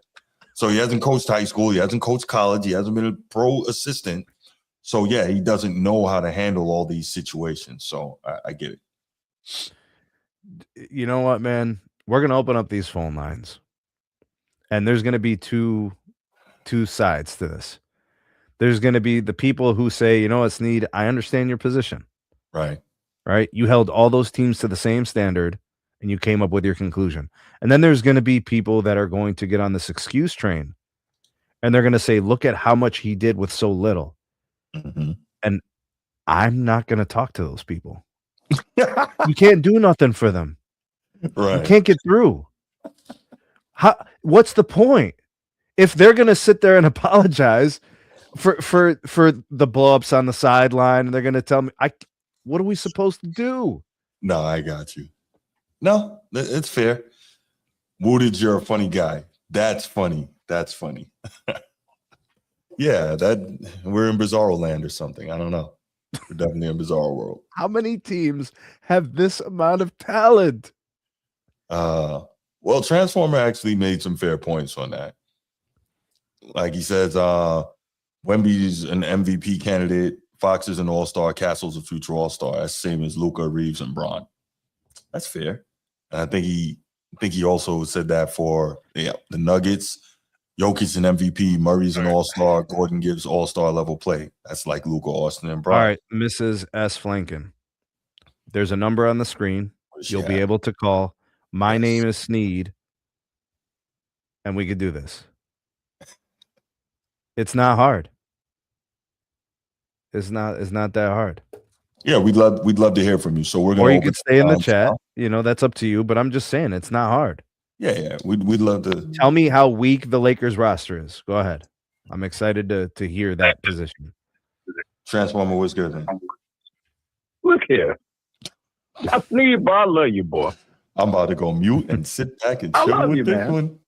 But I know good and goddamn well that comment wasn't towards me. Who? I know good and goddamn well it wasn't towards the Transformer. Who? What? Which comment? Oh, there's a number on the screen. Was that to me? Of course not. What about this guy? No, you are a founder of the show. Why would that be towards you? I don't know. I just felt because I like, Bruce was like, hey, Transformer said this, and you hit him with there's a number on the screen. No. I felt like you were part of the mafia. I'm like, wait, what do I do? What do I do? No, man, it just somebody in the chat was saying I don't know basketball, so I invited them to call the number on the screen. Okay. Well, no, again, man, I think you missed your calling when you became a teacher. Your calling really should have been NBA studying of freaking or filmmaking or whatever the case may be. The way you break down film, you would have thought you was a coach in the NBA versus a teacher in the classroom. So I'll say we that apply the same principles. You know what I mean? It goes across the board. It goes across the board. But to your point, man, JJ Redick. Do I care about what JJ Redick said? Not really. Because at this juncture, the question I was asked, he kind of, at this point, needed to formulate it that way.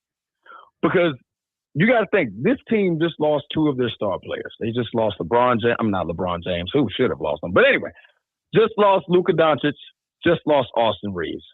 Then you turn around the very next week, well, not even a week, I think it was a couple of games later, you're getting into it with Vando on the sideline. Now you got a little backlash coming from that. Then we come to it to, I believe, last night's game where you're benching Rui.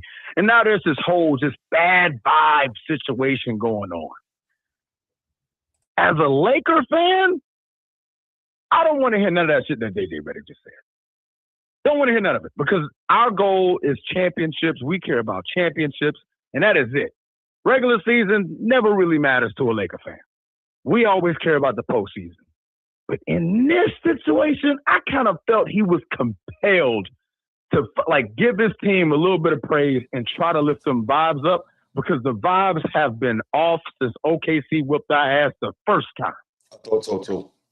The first time. The vibes have just been way off. So at this point, this is more of I need to say something good to my players, something good, some praise for my players to give them a little bit of hope, because now we're going into this postseason. We're going to be the 4th seed. That's if Denver doesn't lose, I think tonight or tomorrow. If Denver doesn't lose, we're going to be the 4th seed. These guys need something. They need something to lean on in order to rally and make this postseason.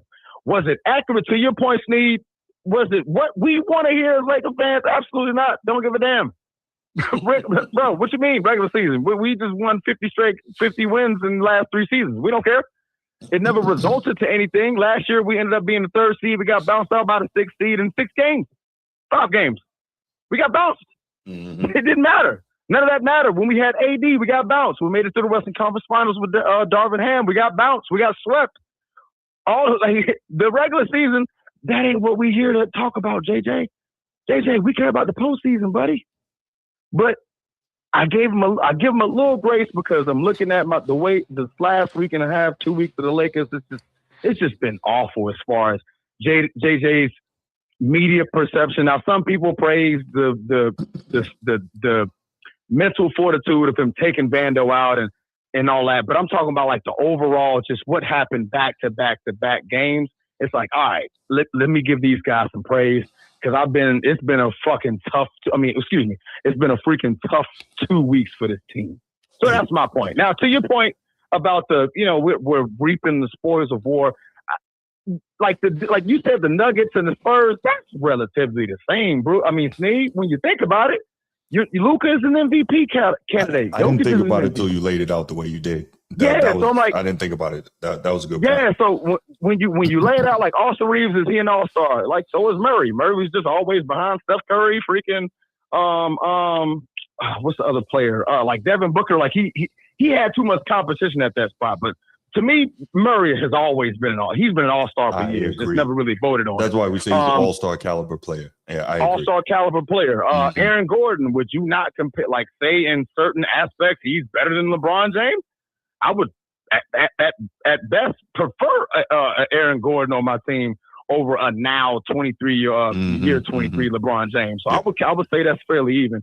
When you look at the San Antonio Spurs, yes, they got Wemby. You can't just like label Wemby though. You said it yourself, Steve, and I'm gonna quote you. You said, "Watch out for De'Aaron Fox." De'Aaron Fox is a top 5 point guard in the league. Did you not? So I would say that that's on the same level as Austin Reeves. If you want to say an all-star caliber player, De'Aaron Fox is an all-star, and Devon Castle is a baller. Yeah. And he's young, so he's like the age adjacent of LeBron James, right? So he's going into his prime. Meanwhile, like LeBron James is going more towards his career grave, right? So I would label that the same. So I mean, people have a similar roster as far as the top 3 across the league. The Lakers are just the loudest, most flamboyant team, so you see about it and hear about it all the time. But if you really take a deep dive and look at a lot of these teams, like you mentioned the Spurs, like you mentioned the Nuggets, they all got the one guy. You look at OKC, they got the one guy. You look at their number 2, you look at Jalen Williams, he's like your all-star guy. Then you got Chet, you know what I mean? That's your LeBron James. Right? So everybody has that 1, 2, 3, but the Spurs and the Thunder and those other teams, they got that depth at that bench level. They have the athleticism, that speed, that size. That's something that JJ really can't coach. That he's like, as a Laker fan, that's what we truly want to boost to the roster when LeBron James leaves. Because with LeBron, Luka, and Austin Reeves, they can't even spell the word speed. They can't spell the word size, athleticism. Right, they can't spell the word defense and things like that. Those other teams, they got all of that.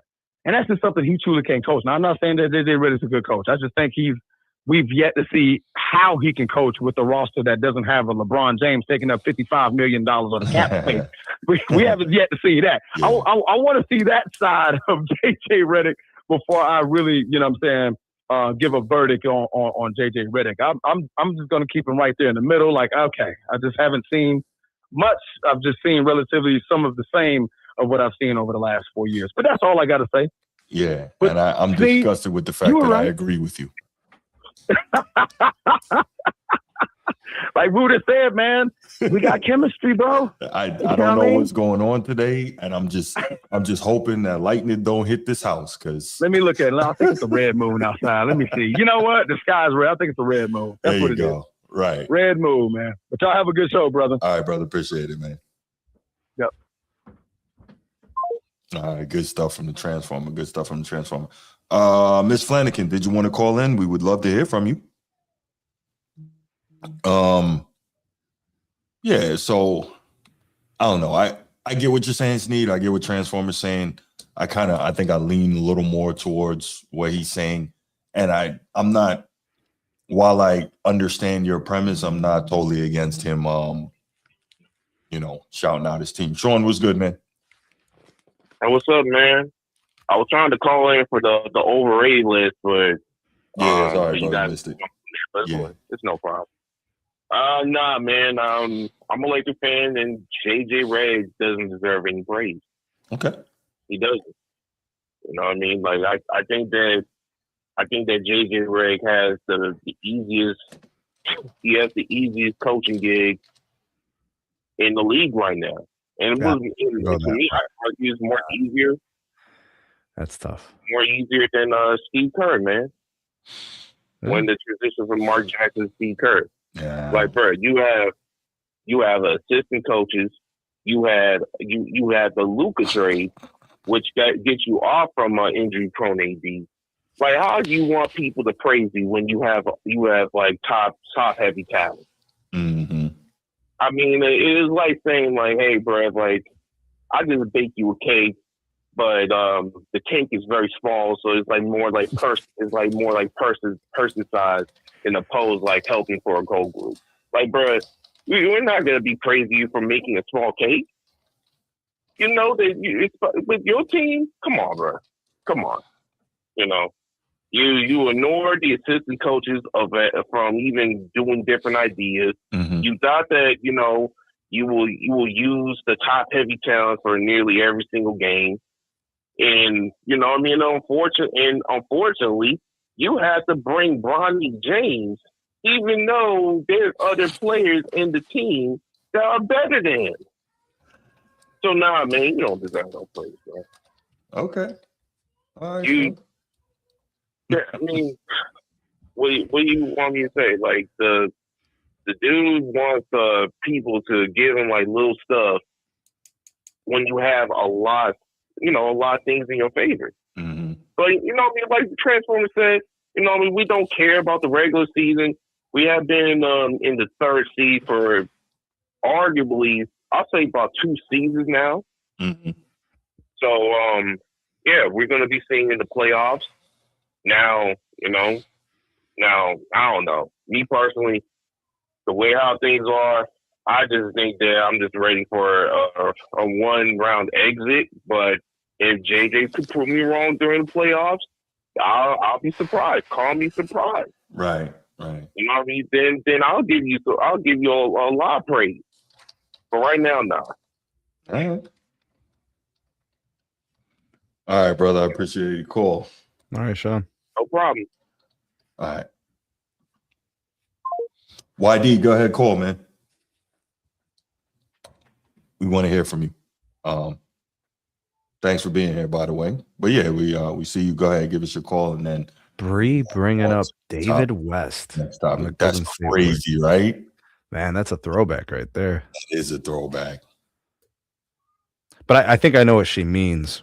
Mm-hmm.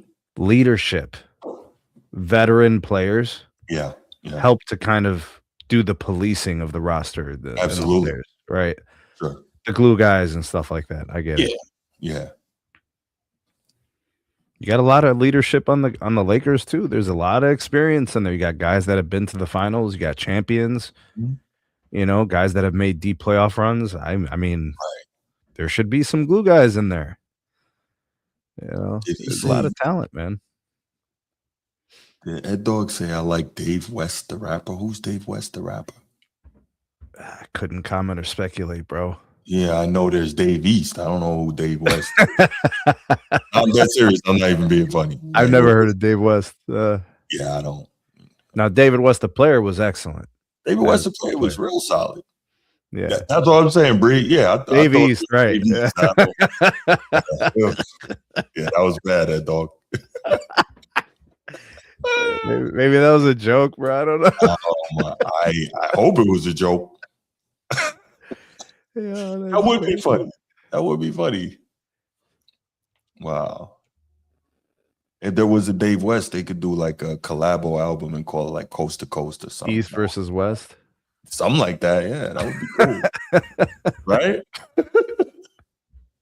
Okay, well, we are gonna move on. We were trying to get YD in here to call, but maybe next one. Maybe next one. Yeah, maybe next one. All right, let's take it. Final topic. So Michael Jordan, Scottie Pippen. So we know that obviously this is one of the best 1-2 punches in the history of the game, right? These guys, 2 3-peats together, 6 championships over the course of 8 years. Just an incredible, incredible run. 2 incredible players. Each made each other greater. Absolutely. Pushed each other, to be, to maximize themselves and just really, worked extremely well together. And it was interesting that Scottie actually had Michael Jordan induct him into the Naismith Basketball Hall of Fame. I thought that was interesting, especially based on some of the stuff we ended up hearing going forward. So I'll tell you, well, actually, let me ask you, do you think, Sneed, that if Michael Jordan could change some of what happened in The Last Dance, that he would? And by this, I mean, clearly he has made now a lifelong mortal enemy out of Isaiah Thomas. Mm-hmm. Clearly, he appears to have made a lifelong mortal enemy now out of Scottie Pippen, which I think is like crazy. Do you think maybe if he had a chance to go back, maybe repurpose, re-edit, reproduce some of the way that video ended up, that series ended up going, that he would make that adjustment? Because it's really, it's cost him. Do you think that the story would be incomplete without them? Well, obviously you have to have them. Of course it would be incomplete without them. But maybe in the way that he framed some packaging of it, right? it differently. Yeah, that's more what I mean. You can't not have them, right? If it changes the meaning, if it changes the past, then no, he shouldn't do anything differently. If it could have been repackaged and done in a way that would have been a little bit easier to digest by those guys, sure. And I'm not sure how much you wanted them to know about it before it aired and how much they would influence the production of it. Mm-hmm. But I mean, I think the best policy is always being honest. Well, yeah. Right. Yeah. So, if the history tells itself, well, then you have to present that and convey that into the production. You can't change what happened, right? So the story still needs to be told. Maybe you just tiptoe around it a little bit more and make it nicer. I don't know. Yeah. For instance, remember when in The Last Dance, he looking at the iPad or whatever, and he's talking about Isaiah, and he's like, I don't care what you say, you can't convince me he's not an a-hole. And Isaiah really apparently took that very, very personally.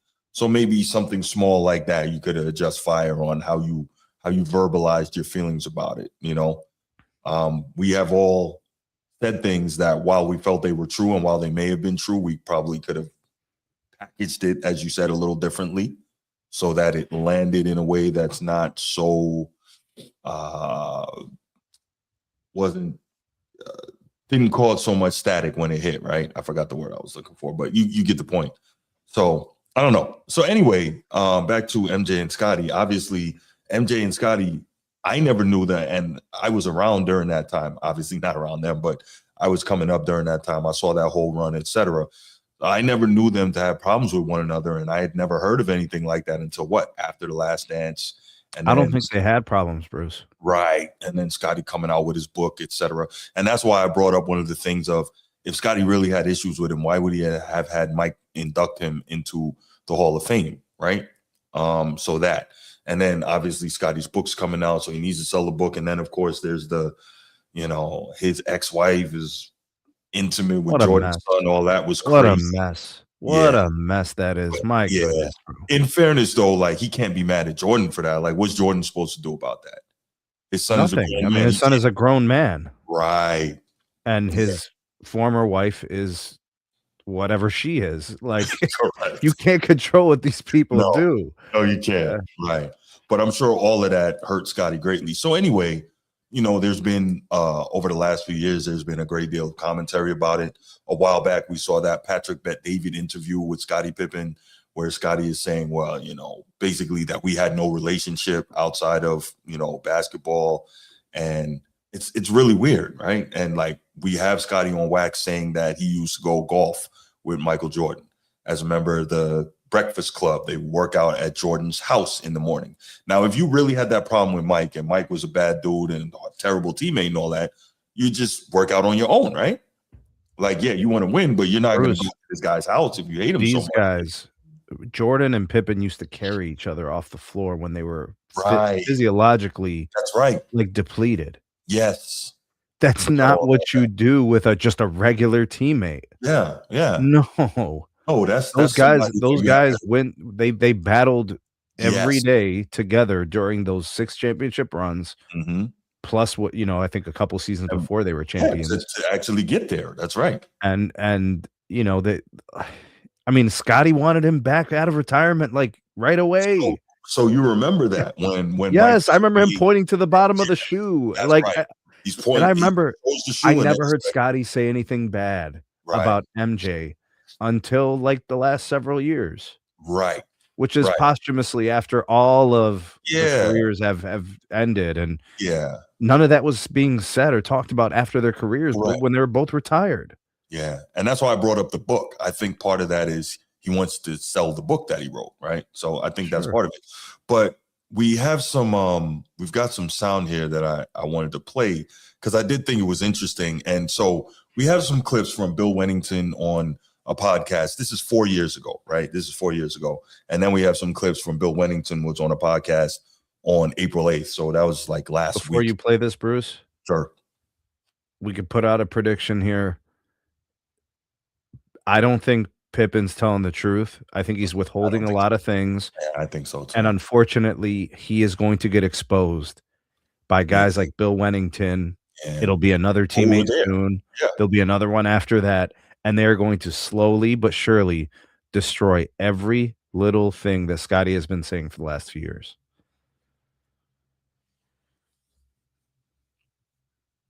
Whoa. Yeesh. Yeah, man. Yeah. Okay, so let's this is the first clip from Bill Wennington. This is about 4 years ago. He was on a podcast. Bill, after you left Dallas, you went up to Chicago, won a few rings with somebody named Michael Jordan. I left to go to New York, work at the Daily News for a bunch of years, and being around the Knicks a lot, they would have these reunions where they brought back the players from the great Knicks teams of the late 60s, early 70s. Walt Frazier was always there. Clyde's on the court, and Willis Reed would come back, and you have Bill Bradley and all these guys. And it was like a love fest. You get an old championship team together, and guys are loving each other. Man, I'm reading the Scottie Pippen comments. Frank Isola interviewed Scotty in a town hall for Sirius, and it's like, how did they ever win with Scottie Pippen and Michael Jordan come back? I mean, like, Scotty's so bitter. Are you surprised by his kind of view of how things were back then for the Bulls, him not getting enough credit, you guys not getting enough credit, all being about Michael Jordan? How do you read all that stuff now? It's tough, and to be honest, I'm in the middle of this book right now. I didn't see it back then, and I don't know if I had rose-colored blinders on, but I didn't see it. Everyone was getting along. Everyone was hanging out together and doing things. I don't know if something has happened with Scotty. I mean, I respect his opinion. I think he's been one of my favorite Bulls teammates, and it was a lot of fun. But I don't know if something's happened in Scotty's life. I know he's had a tough time the past couple of years with his personal life and passing of his son and everything. So I don't know if that's brought out a lot of pent-up feelings. And if he really felt that way, he did a great job of hiding it while we were playing, because it wasn't an effect. It didn't affect us while we were playing because we all got along really well. So that's 4 years ago, Bill Wennington saying this, and he was there for, I believe, the second three-peat. Either second or first, but he was there for one of the three-peats. So he won 3 titles with these guys. He wasn't, a cup of coffee and a sweet roll, as Rob Parker likes to say. He was there for, the duration of this thing, of a multiple seasons of winning and closeness at that level. When you have multiple seasons consecutively of these long playoff runs, you know, culminating in championships, there's not too much you're going to miss, right? You're around for all that stuff. So he puts it out there that like, nah, I don't think that was really how it was going back then. So it's disturbing that Pippen, to me, I'm not going to call him a liar, but he seems disingenuous in how he's framing this thing now. It's very odd. Bill Wennington brought up a good point. He brought up Scotty's personal like mental state, right? Like what he's been through may be impacting his perception of reality. Like maybe he feels scorned. Maybe he feels like, you know, there's a story of personal damage. Mm-hmm. You know, what he's been through in the last several years of his life is really is weighing heavy on him. Mm-hmm. And now it's causing him to maybe be disgruntled and be negative towards everything that happened, you know, recently. And now he's changing his tune. And maybe it is something about the book. And I don't know what else, but all these guys are writing books now, Bruce. Yeah, for sure. And everybody's going to want to tell a story. And they're probably telling a true story, right? So when Wennington speaks about the Breakfast Club and all that in that clip, and, you know, Scotty says, you know, we didn't play golf, but previously he did say that they played golf. Yeah, he's on wax. Problem is the internet's undefeated. Facts. So you lied at one point. You lied that you did play golf or you didn't play golf, because those two things are exclusive. They can't be the same. You either did play golf or you didn't play golf. Now, since you are a liar on some level to one way or the other, now we're going to question the validity of everything you say. Yeah. Because now you are no longer, you're not an authority of your own experiences. Now we're going to need these other teammates to come out and say what's real. It's not the way it's supposed to go. We're supposed to get the truth out of you because you were in it. Now you lost all of your credibility with anybody who'll listen to you. Yeah. I don't know, Bree, if MJ was or was not there for Pippen. That is an interesting question. I'm just trying to figure out like how much of this is to sell the book. That's the thing. Because there's no way that, you know, like I said, a lot of us were around to see that whole run. And then we heard Bill Wennington, who was in the locker room and in practice and with those guys. And even, you know, like Snead said, we saw during the flu game, Pippen like literally carrying Jordan off the floor. If that's a guy that you not feeling like that, you're not doing that. Teammate. Clearly, Pippen was an amazing teammate. Yeah. And clearly, MJ was an amazing teammate. Yes. Because they did so much and achieved such high levels with each other that they weren't going to do by themselves. Correct. Absolutely. All right. So here's Wennington's recent commentary from last week on the other podcast he was on. I can't remember the name of it, pardon me, but here's what he had to say. And of course, you can always hear us on Channel 86 and the SiriusXM app. I had on Scott Williams recently, and you know, there's so much made in the news about Michael Jordan and Scottie Pippen and that particular beef, and clearly they're not getting along right now.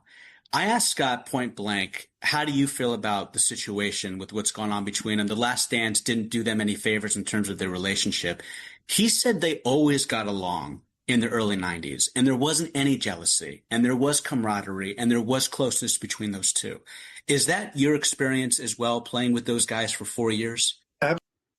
So real quick, before we go back to it, that's another former Bulls teammate that's saying that this animosity that Pippen is speaking to was non-existent at that time. So I don't know, but let's go back to hear what Wennington says about it last week. They had what we called the Breakfast Club. I mean, they'd all go up to Michael's house. Scotty, Ron Harper, Randy Brown, and Michael would go to Michael's, and they'd work out at Michael's house, then stop and have a bite to eat before practice. And you know, it was the running thing. It's the Breakfast Club. They all do it. They were getting along. I mean, life gets in the way sometimes, and there's been a lot of things have happened, and everyone has a lot of people talking to them and stuff. And again, perception can play tricks on your mind, and they're both great guys. Scotty was a phenomenal teammate. It was really good. And Michael was obviously an amazing teammate and demanded everyone play to their best ability, because obviously if you're not playing well, Michael doesn't need you, and the Michael's goal is ultimately to win. And if you can't help him win, he's going to either, one, make you better to win, or two, get rid of you, or make you uncomfortable so you don't want to be there. Sure. But Scotty was great because he worked as hard and pushed everyone as hard, but he was the good cop to Michael's bad cop. Yeah. So, just interesting that these guys, you're hearing people and what Scotty is saying doesn't seem to add up from the witnesses who were there at the time. I just don't know what the deal is. And I would love to interview Scotty to see, what it is and what he has to say about it and how that would go. And just like, okay, Scotty, but blah, blah, blah. It would be interesting for sure. I think there's going to be a lot of this in the future, Bruce. Yeah. More teammates that are going to be asked questions, and they're going to try to tiptoe. They're going to try to play it politically correct. Mhm. They're not going to want to make Scotty look bad, and they're not going to want to make MJ look bad. Right. I don't think anybody has to look bad. I think people can just tell the truth. Mm-hmm. But I think unfortunately that's going to conflict with what Scotty's trying to do. Right. He's on a mission, Bruce. He's trying to change history. But you can't. That's the problem. Yeah. No matter what you want to do, you don't get to. No matter how bad you'd like to, you don't get to change history. I mean, Phil Jackson's going to write another book, bro. Yeah. That's what he's going to do now because of this. Like, he's like, oh, I got to start writing this memoir. I'm going to do this again, man. Swear. Right. For sure. Yeah. So, this is stuff I kind of wanted to touch on because I just thought it was interesting. And then I thought about it some more, especially as Bill Wennington was interviewed again very recently and spoke to that. So I wanted to, get thoughts on that. Hey, look who's here. Minnie Sneed. Say hi, Papa. Hi. But okay, let's go ahead. Let's take a few calls on this and then we can get up out of here and have an early Sunday night, whatever. 904-219-8264, 904-219-8264. What are your thoughts on this Scottie Pippen MJ thing? Who do you think, like, what side are you on? Do you think that the people who are witnesses on the team who say that those guys had a good relationship, do you side more with them? Do you side with Scotty? Where are you on this?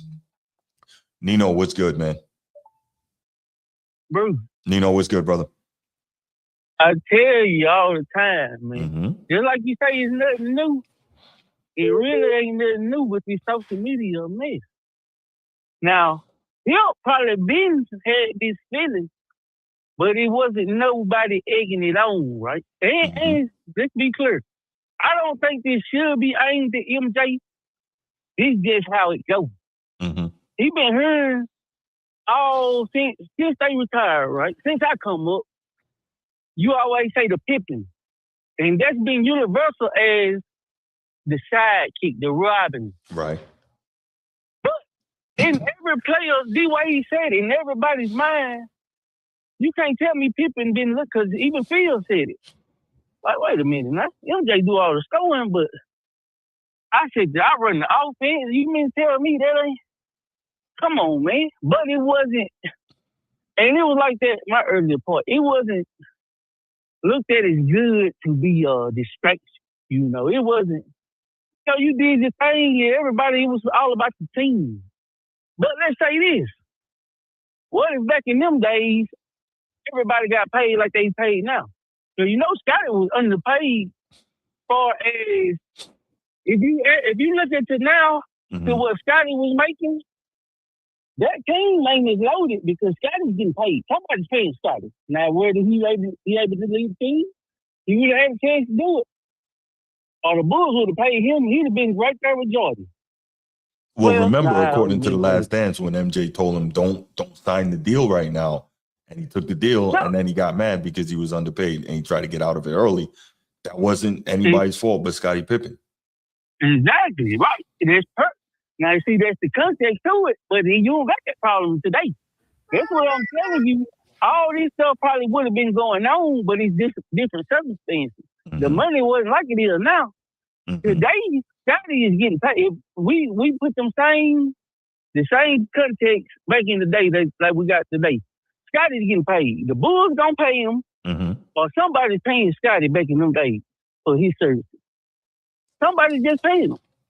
So he probably been felt that way, but you know, like when we was coming up, it wasn't good to really be a hater like that. You know that a hater wasn't what you wanted to do. You throwing salt, you know, even the rap game, like speaking on different people, it wasn't cool now, like it is now. Mm-hmm. With all this social media. So Pippen probably been felt a little bit away, but now it's cool to voice that opinion. My problem is this. Even with it's the same thing with clutch sports, with the LeBron thing, with you know LeBron fan, but you know the LeBron fans we're talking about. Mm-hmm. Mm-hmm. The same problem with Scotty.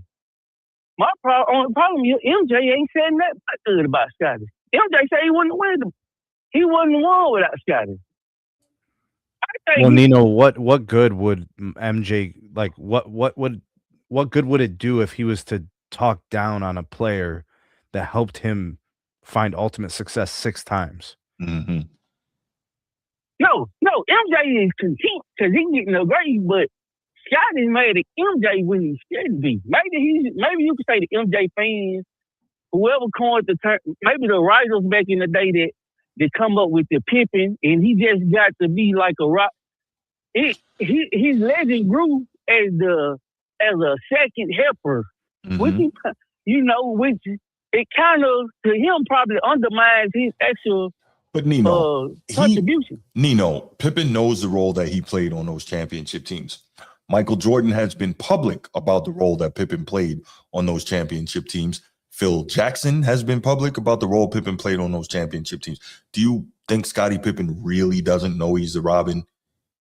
And I'm not trying to be disrespectful, but he can't possibly believe that he was as good or better than Michael Jordan, right? He can't possibly. He's a top 75 player of all time, Bruce. Right. He's a top 50 player of all time. And everybody knows it, including Michael, including Phil, including everybody who knows what the Bulls did for 6 years. Yes. Mm-hmm. I agree with everything. But the Robin, see, even in your basketball and how you breaking it down, I can tell you saying Robin, but you like, he's a cold, even how Steve said he's top 75. He was super cold, but this is what I'm saying. The social media and probably the writers, they done turned Robin into something else that he shouldn't be. But okay, real quick, Nino, then I'm gonna let you go. Even if you take it to the comic books, right? Robin is raw. Robin is out. He's not Batman, but he's out there kicking butt. Like Robin gets busy. Right. So like, I don't know why we act like Robin is such a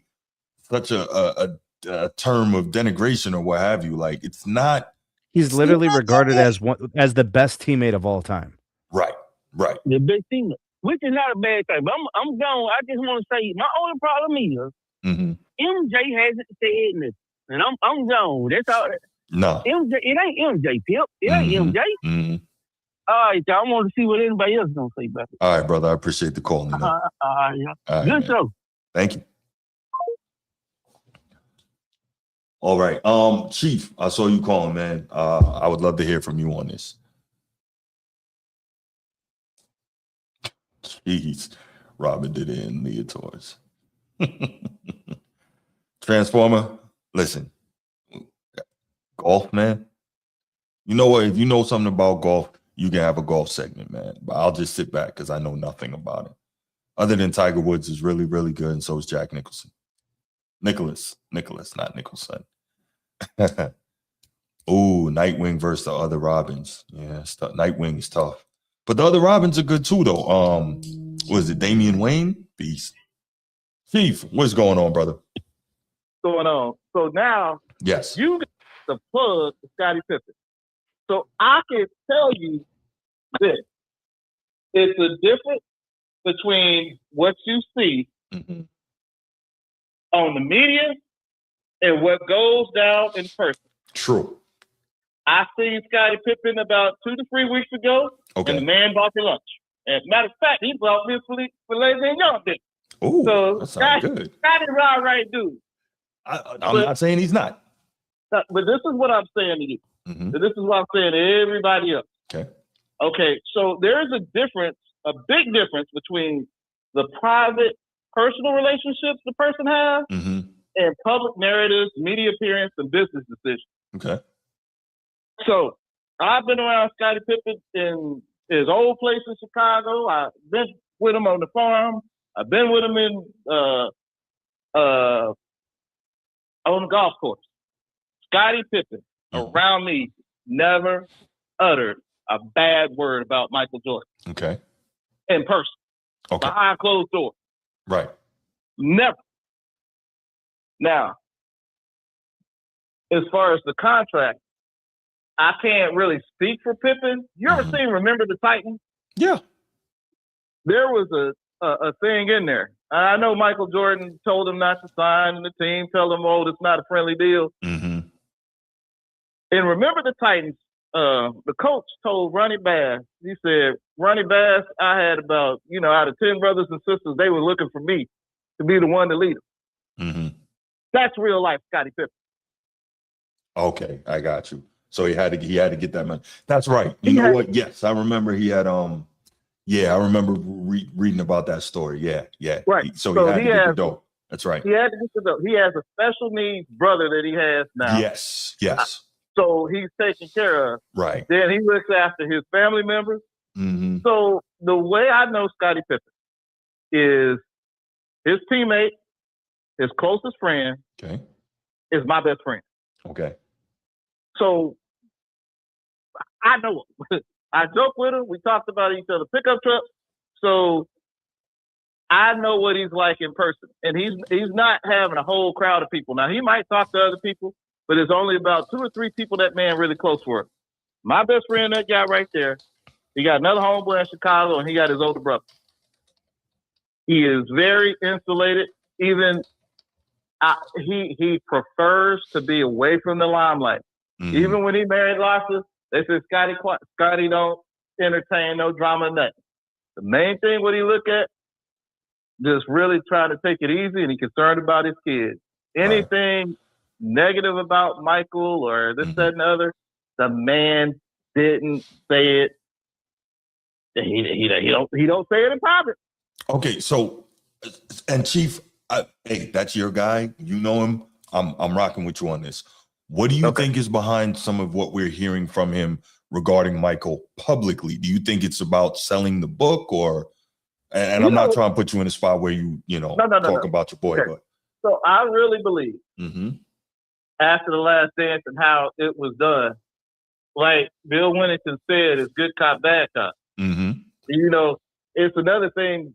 Certain things is, and I know Michael has given Scotty more accolades than the world. I've never heard Michael utter anything bad about Scottie Pippen. Mm-hmm.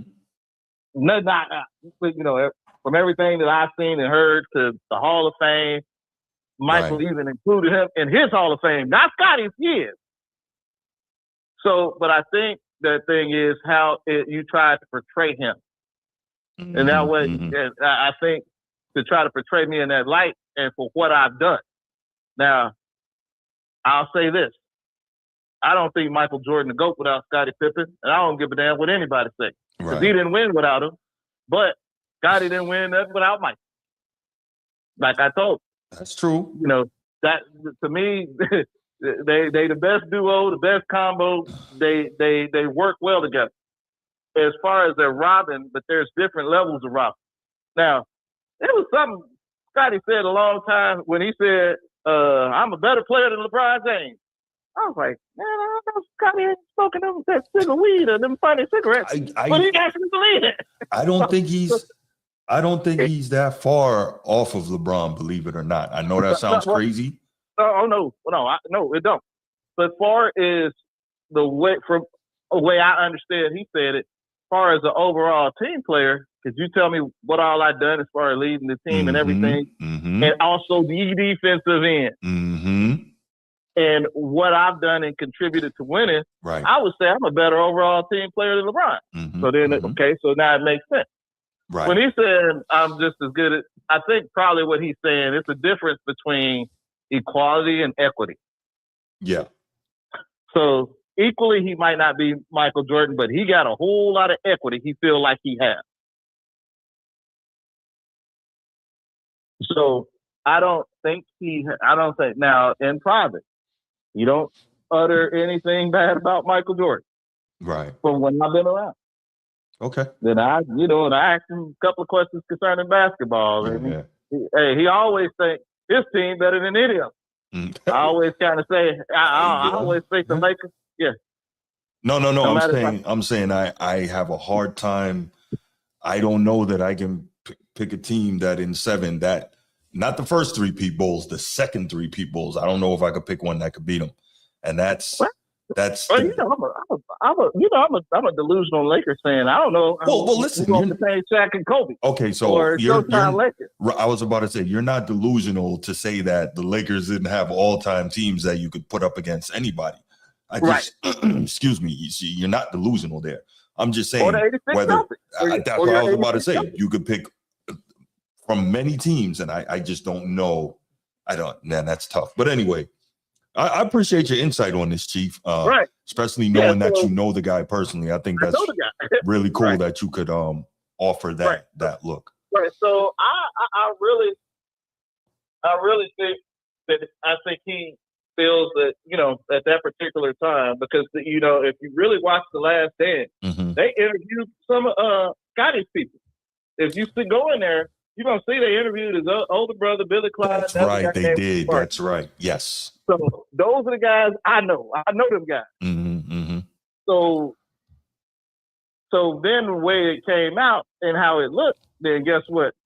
You're not gonna have me just looking bad and some of the other teammates. So that's the way I see it. But other than that, it's like I said, it's pretty much different between the media. And it's different between what's out there in the man's private affairs. So he might tell y'all one thing, but in close quarters, he don't ever. I don't even think he would let you say anything about Mike. Right. No, I'm being serious on this. If it's the close, you try to talk about Mike or whatever they did, I think he'd be the one to shut you off. Okay, I like that. All right, Chief. Well, I appreciate the call, man. Again, thank you for the insight. That's real cool having that kind of insider perspective on that, man. Thank you for that. Okay, no problem. All right, brother. All right. Good call from Chief, man. Good call. That was you always like to get stuff like that. That's cool when you can. Really. All right, we're gonna take one more minute. If you haven't called in yet and you want to, call in now. You got one more minute before we go ahead and get out of here for the rest of the night. Is she playing guitar, Sneak? Man, she got 2 guitars, bro. Okay, all right. She got the Elena Avalar or whatever that princess from Spain or whatever that Disney. That is. She got that one, and I think she has the what is it? The Moana. She got a guitar. I guess maybe it's ukulele. Oh, whatever. She got all that stuff, bro.